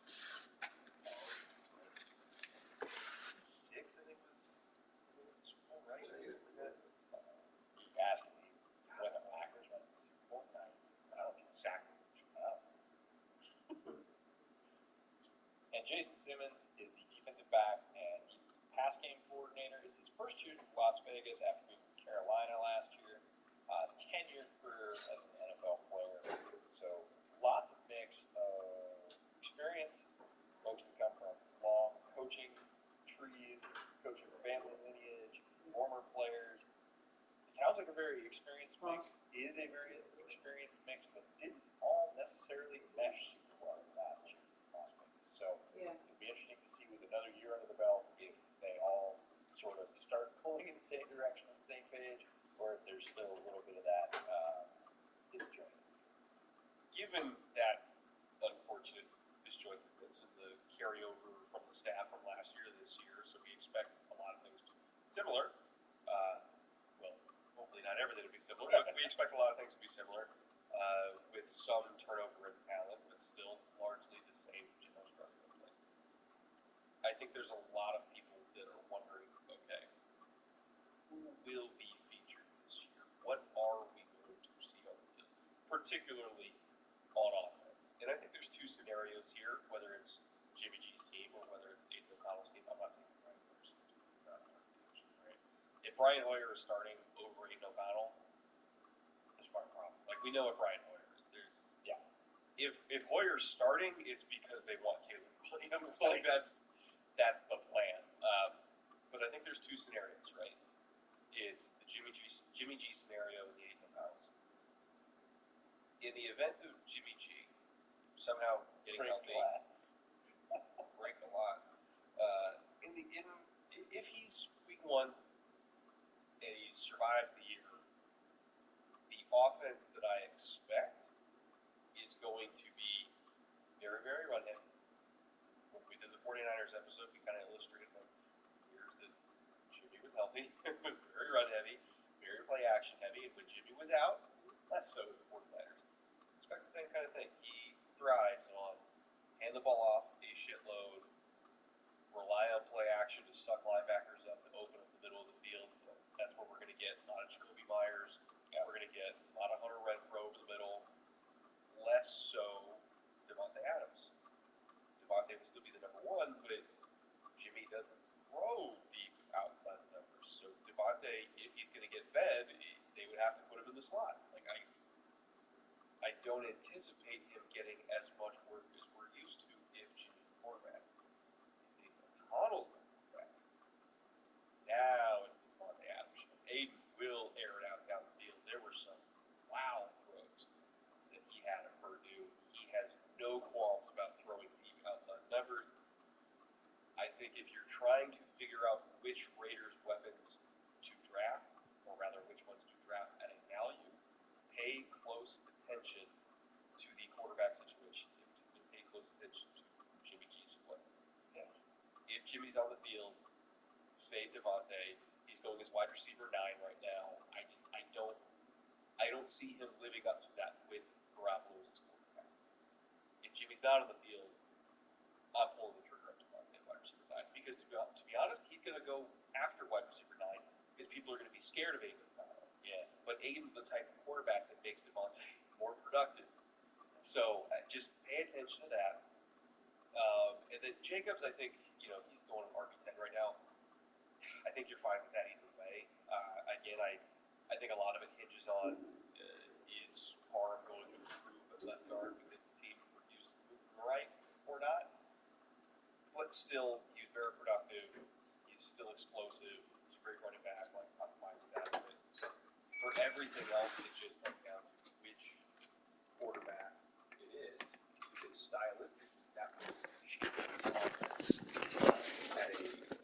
at a level that I don't think people realize yet. I think Hunter Renfrow is a bit of a snake in the grass here at wide receiver 8.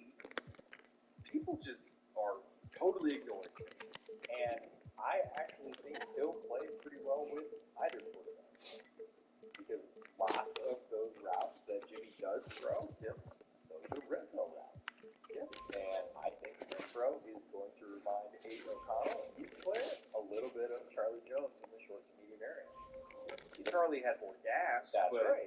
Down the field, he's going to be looking at Devontae. But in those short to medium areas, Charlie Jones, his childhood friend and teammate from high school that he ended up playing his last year at Purdue with as well, ran a lot of that short to intermediate stuff. And that's where Renfrow absolutely leads out of the slot. So I think Aiden's going to, look at Renfrow and go, oh, it's 2/3 of Charlie's game. I'm used to that already. If I'm going deeper, I'm going to bomb it out for Devontae. As he said to us, I wasn't supposed to be here in the first place. I was a walk-on. I got nothing to lose. And he's carried that mentality forward. I don't see that anytime soon with the Raiders. If he makes it on the field for the Raiders, he's not going to play scared. He'll let it go. But Renfrow's one of those guys, wide receiver 80, and he works with either quarterback. So he's a bit of insulation against that quarterback uncertainty, of which. Hey, babe. Bring me a soda real quick.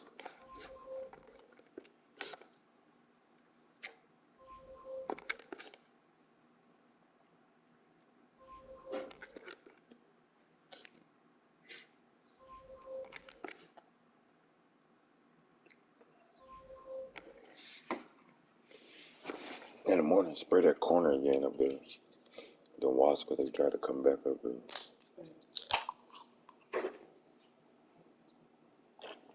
You gotta spray like that.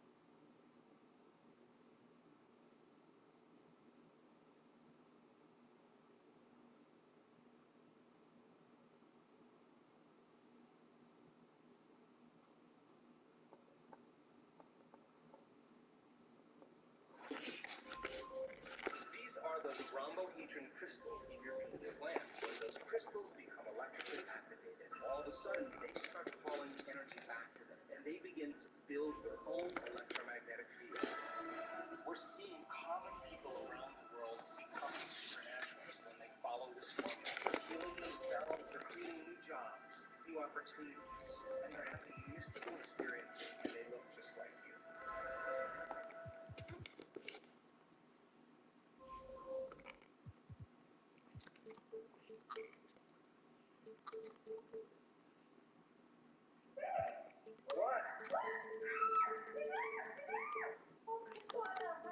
$120,000. I'm going to tell you exactly how I got the money and how you can too. Okay, so listen up. I was in a car accident a little over 4 months ago. Thank goodness the accident wasn't that bad, but I ended up totaling my car, which left me with no way to get to work. I lost my job because of it, which then put me so behind on my rent and all my loans. And get this, the insurance company told me that I didn't qualify for anything because the other driver didn't have insurance. But luckily, one of my good friends was in a situation just like I was, and she shared this app with me. It's called the Case Connect Compensation Calculator. I put a link in the description below so you can check it out. But it's an app that uses a little known loophole that attorneys and insurance agencies do not want you to know about. And when you click the link in the description, it'll take you to a site that looks just like this. The best part is it will ask you just 4 simple questions. So you don't have to worry because it doesn't ask you for personal or sensitive information. It is just about the accident. It compares your accident to over 2 million other accidents like yours. It will tell you within seconds if you qualify for a huge check just like this one here and what your check could look like. It will also connect you to a Case Connect specialist who will get the money for you. That's what I did. I learned that they can get 40% faster than traditional attorneys. It feels so good to not have to plead your case to insurance companies who don't care anyway. Click the link I shared below and see what your check could look like. As someone whose life got completely thrown off track after this accident, I know exactly what you're going through. And nothing helps more like the huge check that I got. All my loans are paid off, my rent is paid, and I got a brand new car. You've been injured in a car accident. Trust me, click the link I shared below and see what it could be worth. I hope this helps.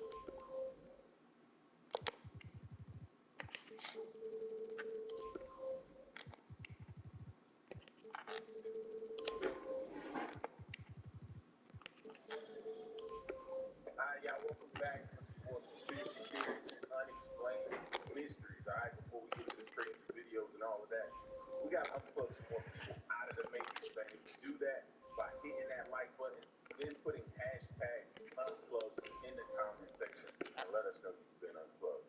All right, and if you're new, do hit that subscribe button, join the family. With that being said, let's get to the craziness. Here we go. Videos reported by U.S. Navy personnel have added a new layer of evidence to the current national debate about UFOs. For the first time, radar images reported inside a Navy ship have confirmed the presence of several unknown objects that swarmed around the ship for hours. MyTeam reporter George Knapp doing a story that broke today on Mystery Wire. Thank you, Brian. Over the past 3 years or so, the public has been able to see several astounding images of what certainly qualify as UFOs during encounters with the U.S. Navy. There's no question that the Pentagon has censored data to go along with the photos and videos, but none of that information is complete or otherwise released. That is, until today. 2 long hours on the night of July 15, 2019, the crew of the USS Omaha detected on multiple sensor systems unknown objects that surrounded the ship as it moved through ocean waters west of San Diego. One of the objects, a self-illuminated sphere at least 6 feet in diameter,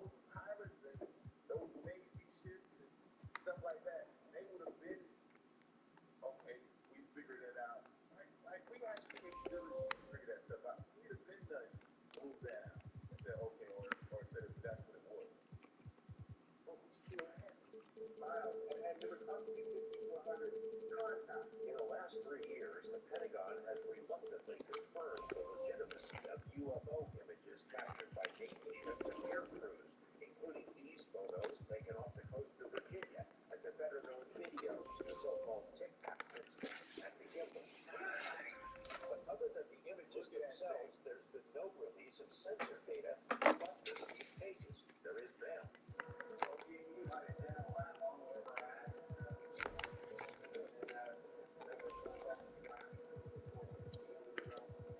Over a period of hours, crew members on the USS Omaha, which is located in the center of this radar screen, monitored the approach of the unknown objects, as many as 14 at one point, all around the ship. 2 different radar systems watched the objects and estimated their speed.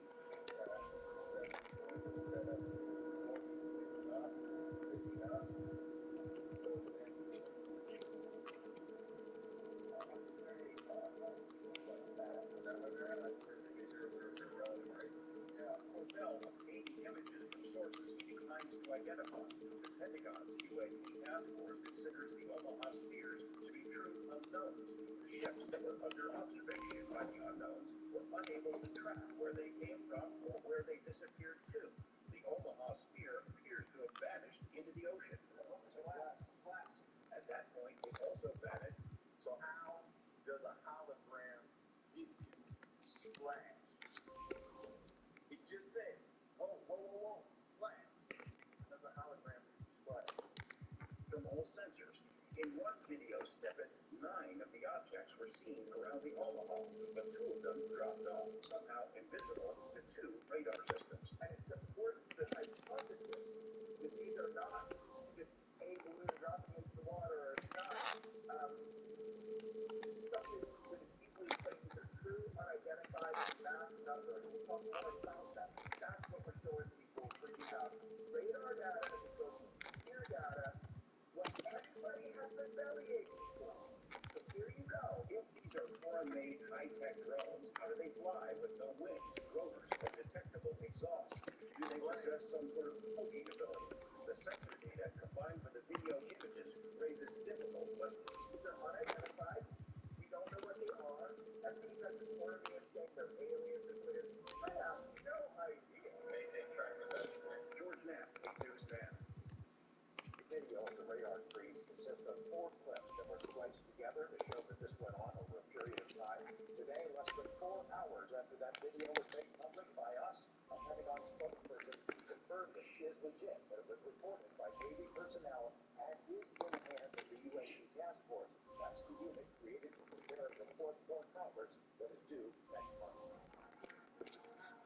The speed and power of computers has been doubling every 1 to 2 years since the 1960s and 70s. And now, artificial intelligence, combined with that computing power, could be poised to solve some of technology's biggest barriers. But scientists now say that humanity is at a critical crossroads, and the path we choose in the next century will shape the course of our civilization for generations to come. Will humanity one day reach the highest level of technological advancement, allowing us to become an interplanetary species with the ability to colonize entire galaxies? Or will our own technology doom us? Stay tuned to find out. Always a thought.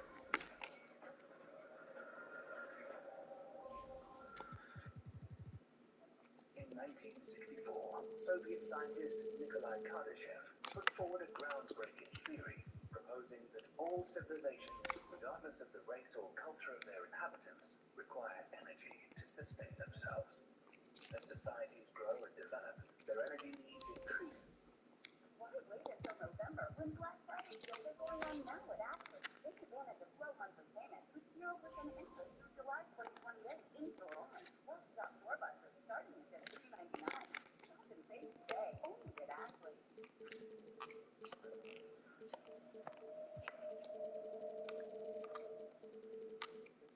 What's up, guys? This is Adam with CAT Express, and we all know that driver comfort is the #1 priority when driving a semi. So I'm going to cover with you 5 things we look for when we get a unit in with AC. Exponentially, driven by factors such as population growth, rising rising living standards and technological advancements. To measure the level of energy consumption, Kardashev devised 3 levels of civilizations, but other scientists have since suggested 4 more levels. Each type of civilization is distinguished by their level of energy consumption and technology. Now let's take a look at each of the 7 types. The Type 0 civilization using almost all of the natural resources on their planet to obtain energy, launching into space using rockets fueled by chemical energy.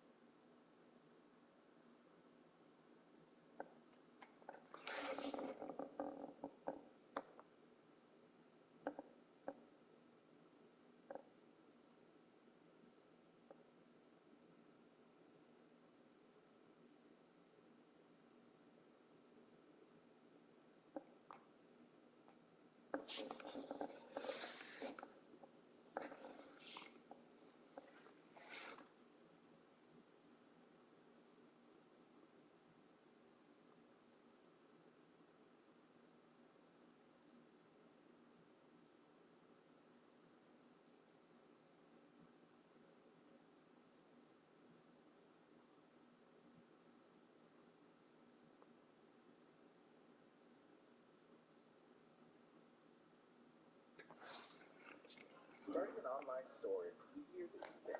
Let me show you how to do it with Shopify. First, go to Shopify.com and start a free trial.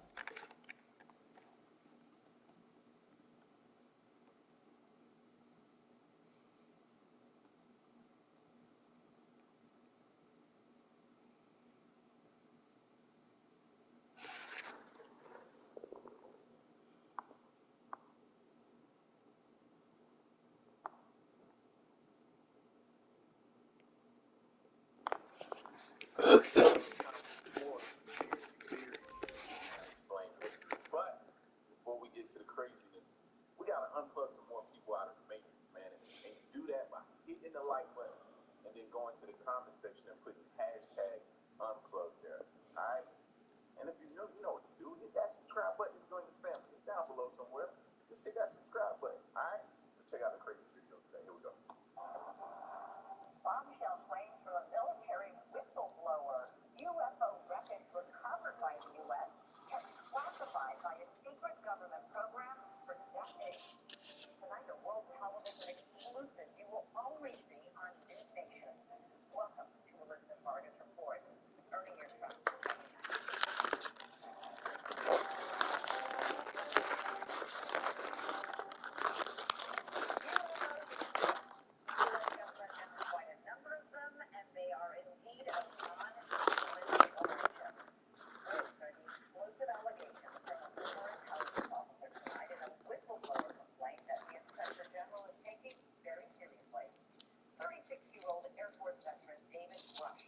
exposing what he calls a top secret military program that has reportedly found wreckage of fully intact UFOs.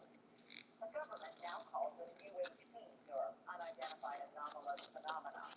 For years there have been whispers and rumors that the government had aircraft of non-human origin.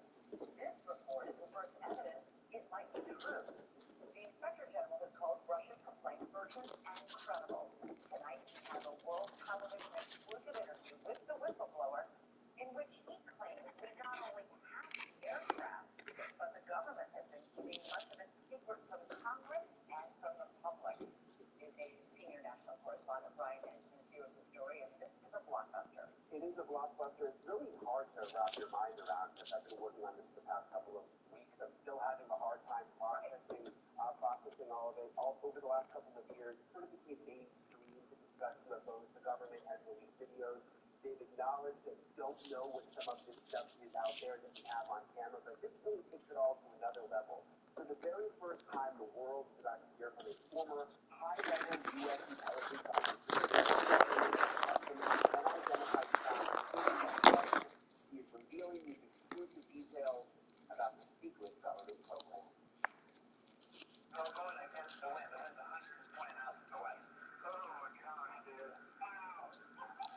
We have all seen these silly videos of unidentified flying objects. Video evidence, if you will, that I would basically go out on a limb to say these videos have gone more than viral.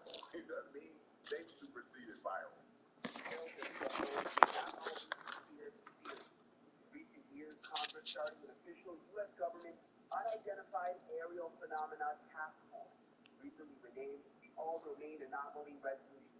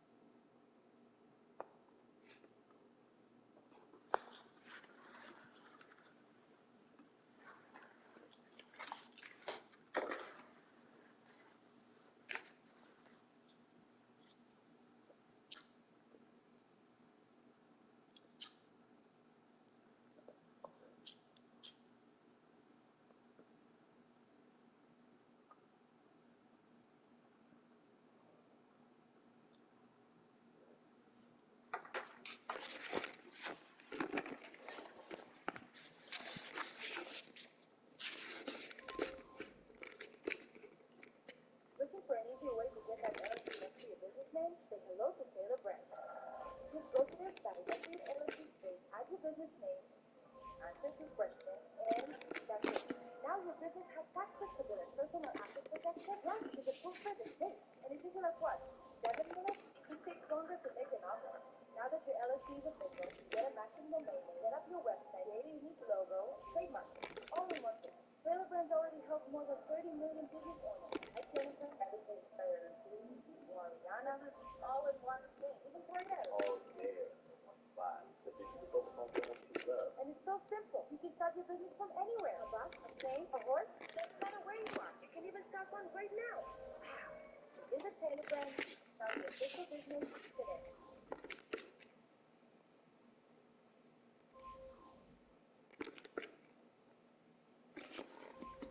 Some of the unidentified crowd in his possession.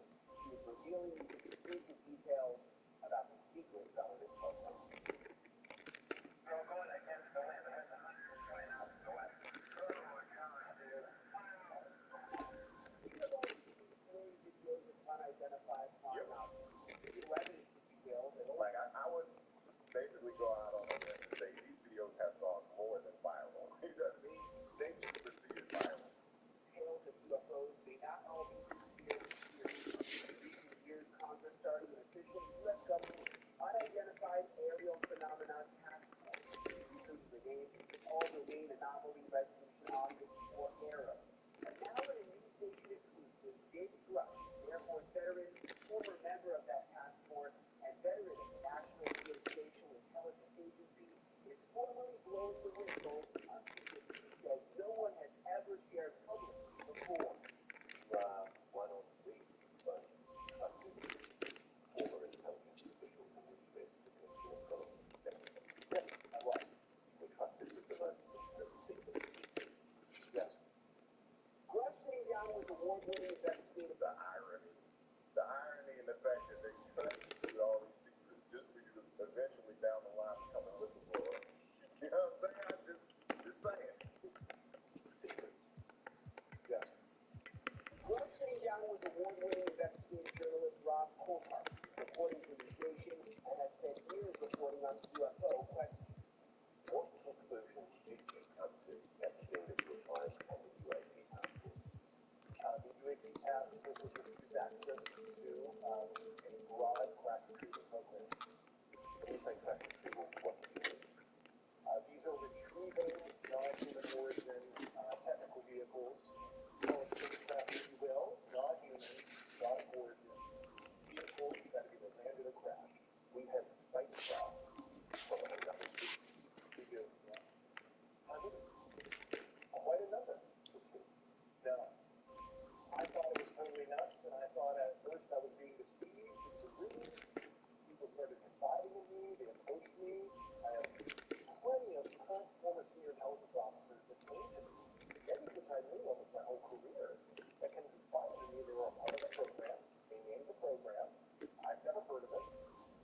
And they told me, based on the oral testimony, and they provided me documents and other news, that there was, in fact, a program that the UAP task force was ready.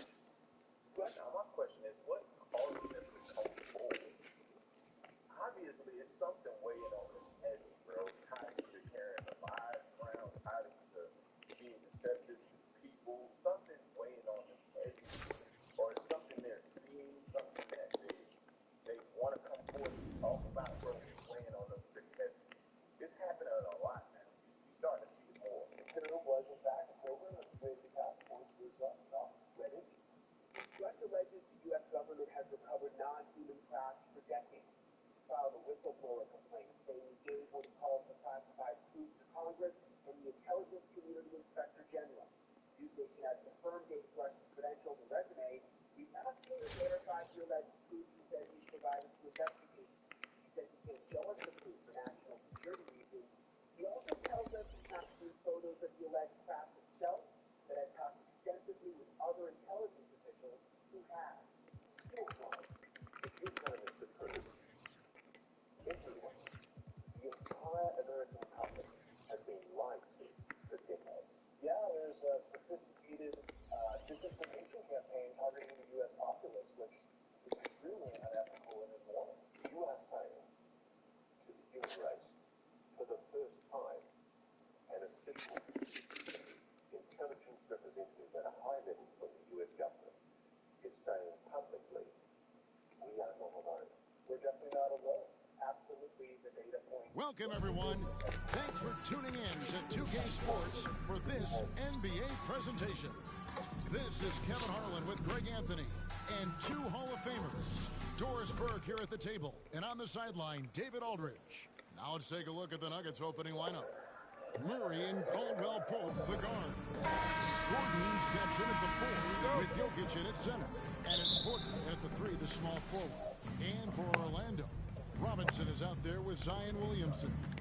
And it's Durant, and there's Bryant, and it's Morant in at the 1 spot. Now here's Porter. And the pass to Jokic. On the wing, Gordon. Covered by Williamson. Clock is at 3. Gordon kicks to Jokic. Lets it go from deep. Orlando grabs the miss. Bryant looking over the floor.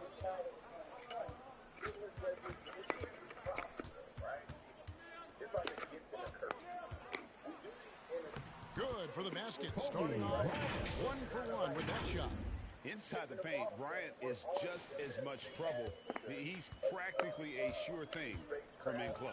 And that outstanding drive and finish brought to you by Mobile One. And you gotta love the aggression that he had, taking it to the rim there. Sets the tone in a close game like this one. Now here's Caldwell Pope. Passes it to Jokic. And not easy defending Jokic. His height puts the defense in a tight spot. And everybody like that, I just do in the back of my mind. Like, whatever's there now is gone. They don't move it. It's nothing there probably now. We're fine. And that was just my thought process. We got to figure out a way, but at the same time, we still don't want to stop them coming forward and letting us know what's going on. So I don't know the answer to how. First trip to the free. This king's career has been mainstream and credible, having written a series of reports on UFOs in the New York Times dating back to 2017. He has the credentials, but there's no documents that he's able to no pictures. You're the journalist, you want to see documents, you want to see pictures. Does that raise a red flag? Not at all, Brian. I mean, you need documents that actually describe the crash. Correct, yeah, like documented, be able to see it yourself. Of course, but we all want that. And the problem with that is all of that information is classified. You know, as we said in the story, everything that Bush told Congress and told the Inspector General, told the IC, the Intelligence Community Inspector General, and the Department of Defense Inspector General, all of that information is classified. In 2017, it was reported exclusively in the New York Times that the Pentagon had a secret UFO program. 3 years later, the Pentagon confirmed her story. Her latest report is even more explosive. Katie says she has multiple sources to back up Russia's story. I believe it because all the sources I have told me the same thing. So who am I to doubt these very, very high-level people who have been inside these programs for decades, have done their work, and are all telling me the same thing? I mean, I don't think there's some kind of conspiracy among all these people who don't know each other to make something like this up. I thought we talked about this. You're not making this up. Is that ever wrong? Absolutely not. Watching this right now is looking at your faces. You're going, is this guy for real? I am for real.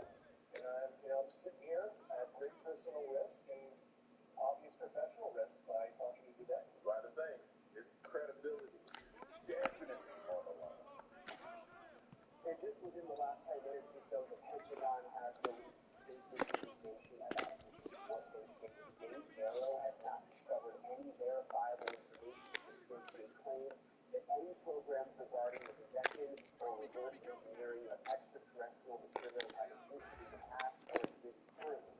Arrow is committed to following the data in its investigation wherever it leads. Arrow, working with the Office of the General Counsel and the Air Force Office of Special Investigations, has established a safe and secure process for individuals to come forward with information to aid Arrow in its congressionally mandated historical review. Arrow's historical review of records and testimonies is ongoing and due to Congress by June 2024, and Arrow welcomes the opportunity to speak with any former or current employee or contractor who believes they have information relevant to this historical review. And Elizabeth, you know that David Bush filed that similar complaint. He's been on the record under oath testifying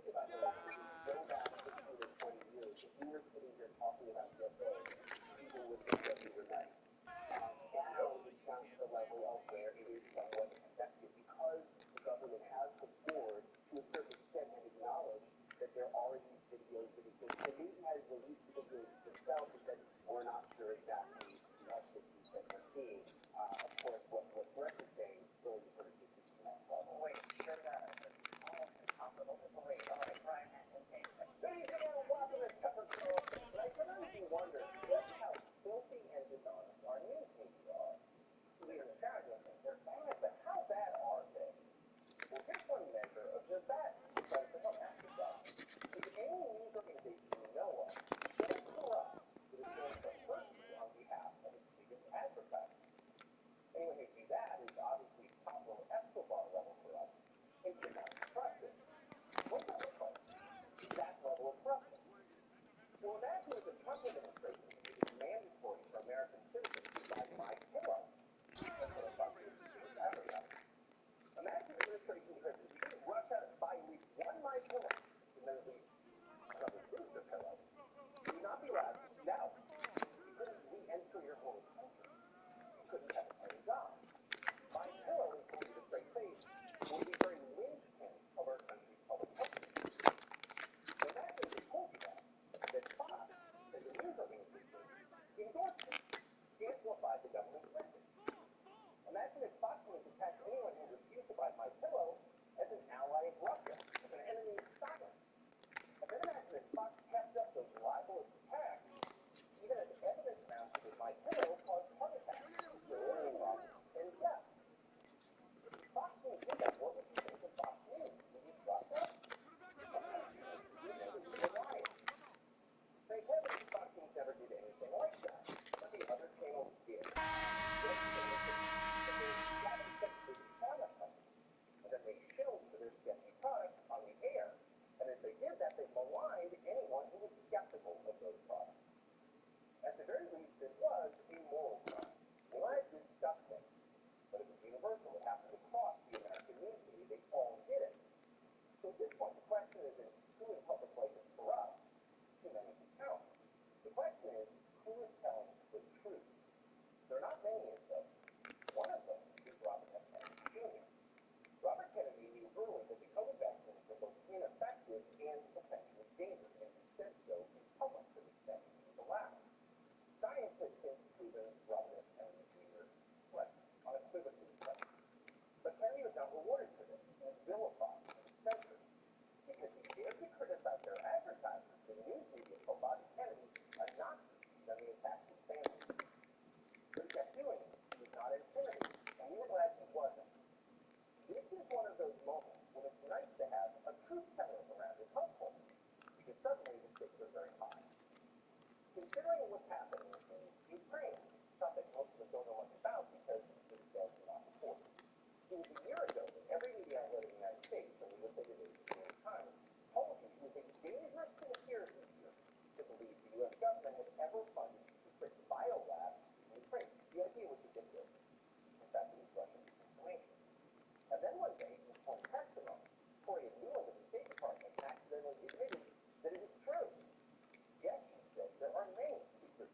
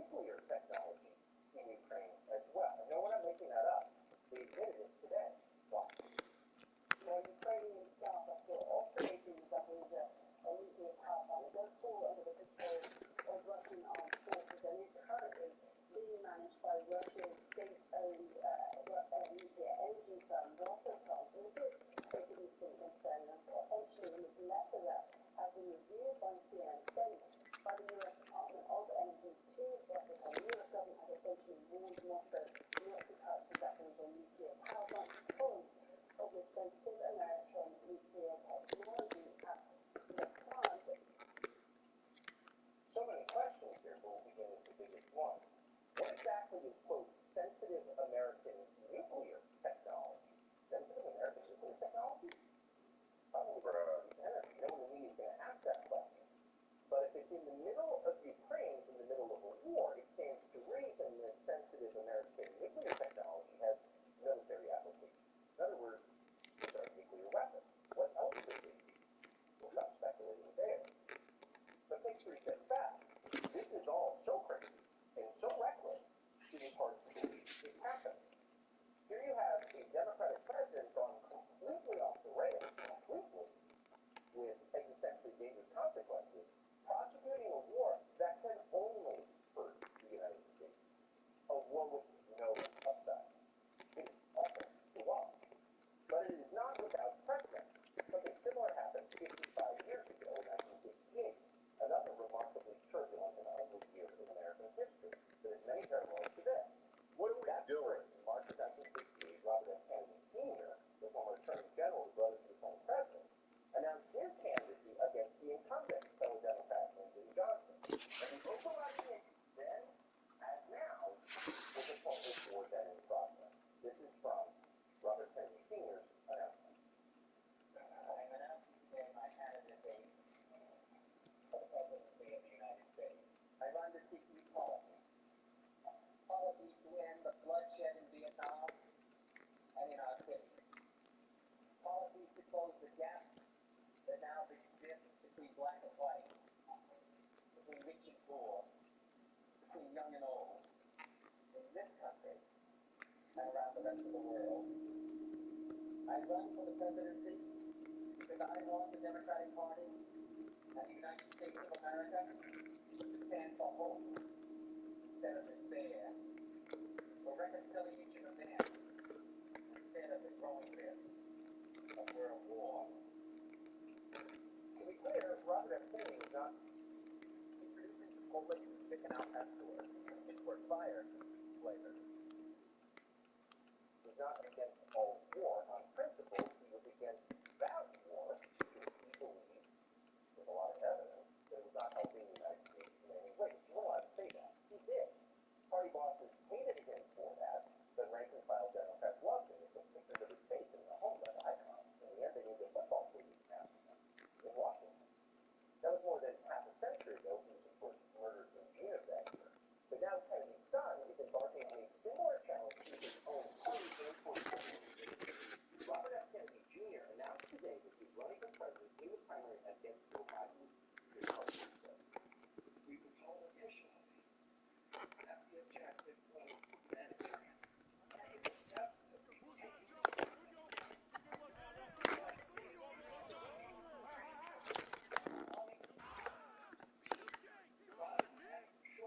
So, if those are our objectives, come on, let's go! I think it's completely antithetical to a humanitarian mission. That's supposed to be the face of extremism, but that's not extreme. It's rational and calm and well deliberated. Even in itself is not extreme. It's deeply respectable. Above all, it's honest, no matter what you think of the substance Kennedy says. Here, for example, is his basic analysis of the Biden administration's foreign policy. Big picture. Quote, the collapse of U.S. influence over Saudi Arabia and the Sunni nuclear alliances with China and Iran are painful emblems of the abject failure of the neocon strategy of maintaining U.S. global hegemony with the directed suggestions of military power. China has displaced the American empire by deftly projecting instead economic power. Over the past decade, our country has spent trillions bombing roads, ports, bridges, and airports. China has spent the equivalent building the same across the developing world. The Ukraine war is the final collapse of the neocon shaking and undoing. End quote. You may agree with that analysis, maybe you don't. Either way, if you're an honest person, you understand this is exactly the moment in our history when we're having serious adult conversations about the world around us, the world is changing to our deference, and how we will respond to it. Democratic Kennedy loves to have those conversations. Now, when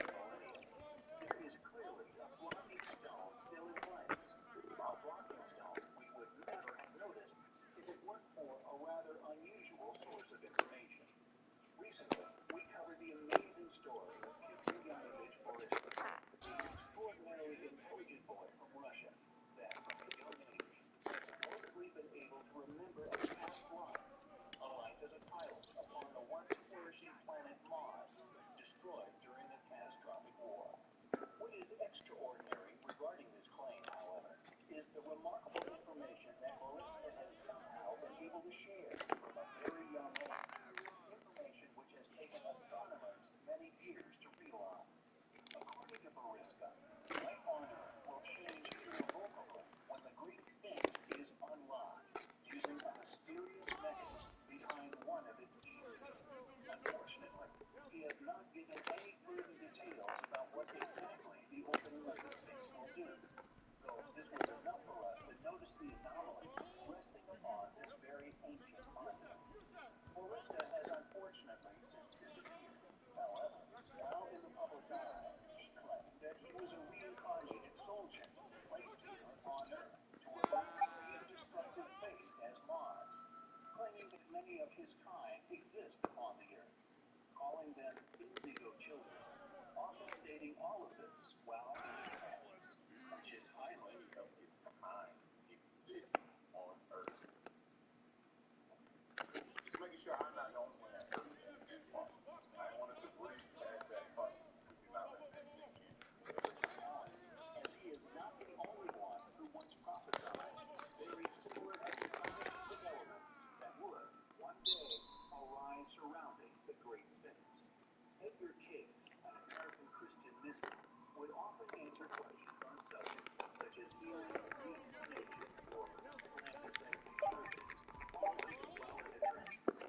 He was also an indigo child. Graham Hancock is another figure who has publicly claimed that there are many mysteries still left to be unraveled surrounding the Sphinx. Specifically, that a time capsule is hidden within the Sphinx. A capsule that we will only discover as a species once we are intellectually capable of absorbing its message. When it was shared within the mainstream media recently that an enormous cavity had indeed been quietly discovered within the Great Pyramid of Khufu, the largest of the Great Pyramids, the only one with tunnels constructed within its inside. In fact, eight-sided. The reaction by the Egyptian Antiquities Authorities was very revealing of their attitude toward secrets being revealed to the public. Not only were the claims made from reliable sources, but they are also backed up by extensive research projects and, indeed, resulting evidential data. However, this has not deterred Professor Zawi Hawass from publicly denying any such cavity's very existence, shrugging off all claims and accompanying research as, quote, lies and hearsay. With such enormous hurdles in place, prepared to stifle any such discoveries from going public, it is inevitably going to be an uphill battle to expose the truth regarding the Great Sphinx of Giza. Stuff to make your head spin off, man. Some of the things being, kept from us, hidden from us, the lies being told, deceit. You know what I mean? Listen, bro, that's why I'm here for the conspiracy theory stuff. We don't figure all this stuff out, I promise. We gonna figure this stuff out, bro. Stay with us. Y'all got these conversations, man. Let me know what you thought about this video. People like and share the video. Thanks for watching, man.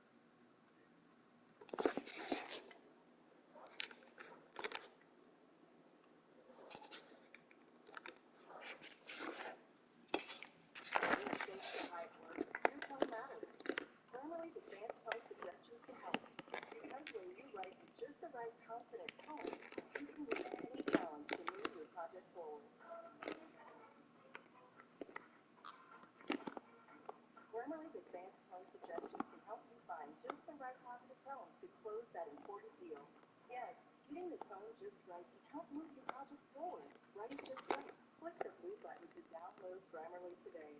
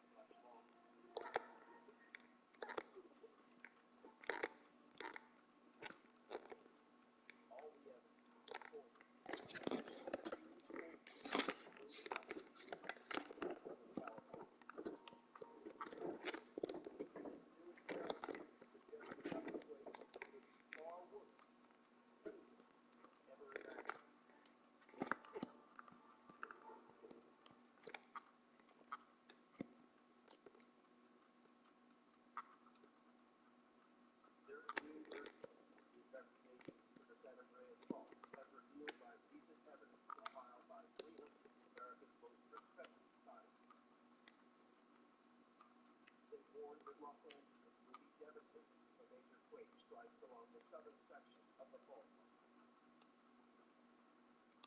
While there hasn't been a major quake for hundreds of years, even small ones can still be deadly. Like the Northridge earthquake, which struck the LA suburb in 1994. Rupture along an offshoot of the main San Andreas Fault. The quake was only a magnitude 6.7, considered moderate on the scale of earthquake measurement. But it still killed 72 people and injured 12,000 more.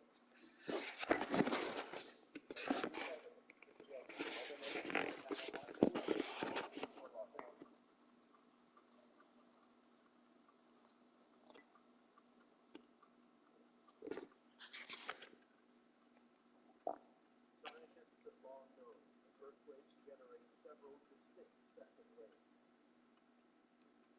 They travel at different speeds, each spreading damage and destruction out from the other. Modern city buildings in earthquake-prone areas like California are engineered to cope with such waves. Now, new research by geophysicist Professor Aris Razaki suggests that the San Andreas may offer a new and even more deadly threat. Razaki researches how earthquakes rupture along tectonic faults, just like the San Andreas, where it approaches Los Angeles. He creates his own mini-earthquake, representing the San Andreas Fault, by a hairline crack in a thick, transparent rock. This special material shows up internal stress lines hit by a laser. The earthquake is triggered by a tiny explosion. 3, 2, 1, 0.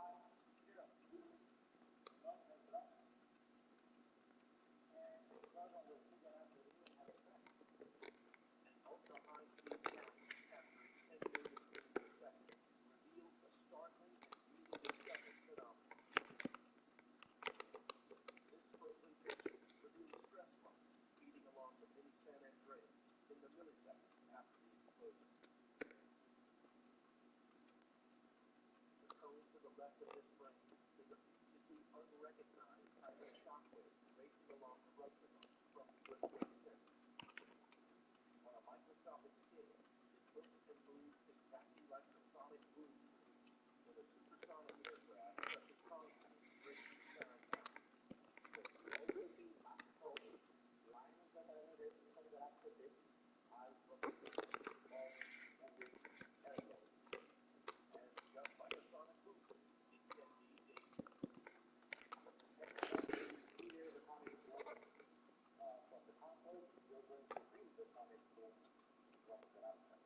The danger comes because many high-rises just aren't built to cope with the extra stress from this newly discovered type of shockwave. So if you are an old building, for example, you take one wave, you will accumulate some damage, and very soon after that, you get very strong ground shaking, swells, other types of waves coming also. A high-speed rupture that Razaki calls supershear happens where faults run in a straight line, which might help explain the 100-year-old mystery surrounding the Great San Francisco quake, a natural disaster which launched the entire San Andreas investigation.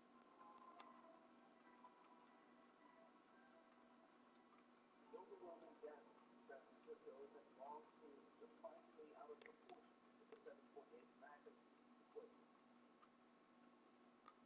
And there's a particularly straight section of the San Andreas approaching San Francisco. So many scientists now believe that the damage was greater than expected because the 1906 quake had traveled at super shear speed. A further concern to modern emergency services is not what happened centuries ago, but what could happen tomorrow. Because there is a similar straight section of faulted ground heading straight towards Los Angeles. And if a super shear earthquake disaster. All of the investigation's warnings about the San Andreas came together in the fall of 2008 with the biggest earthquake the world ever held in California. If this earthquake would have happened in reality, buildings coming down, we know that there would be no water not soaking areas. That's what this exercise is all about. But what are the real chances of Los Angeles soon being hit by a massive earthquake? Likely. The best scientific consensus now warns that there's a 99% chance of a major quake in Southern California within the next 30 years. To better understand the threat to LA, the geologists produced their study jointly with experts in charge of the city's disaster plan. And none of them doubt that the big quake is coming.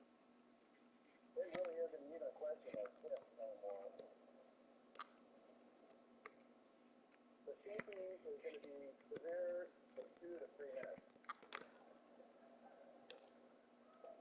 Then it's going to stop. Then you're going to have that moment of silence that often happens before you start hearing the car alarms, all those other sounds that we have in disaster like this. The study estimates that a major earthquake in the LA metro area would cause 2,000 deaths, 50,000 injuries, and $200 billion of damage. You're going to have powerful raging developing and the blocks will be on fire. The water line could run through there. No water coming out of the final hydro. That's the kind of nightmare scenario that we're looking at.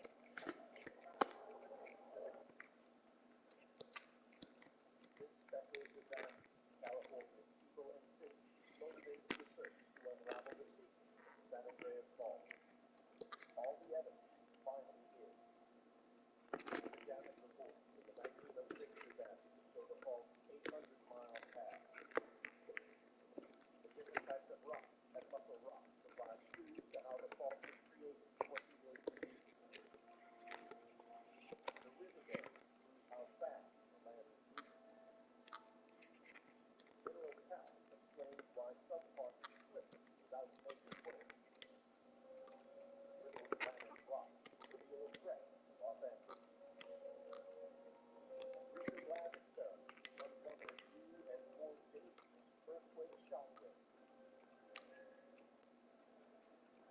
But one goal has eluded the rock detectives who study the greatest fault line on Earth.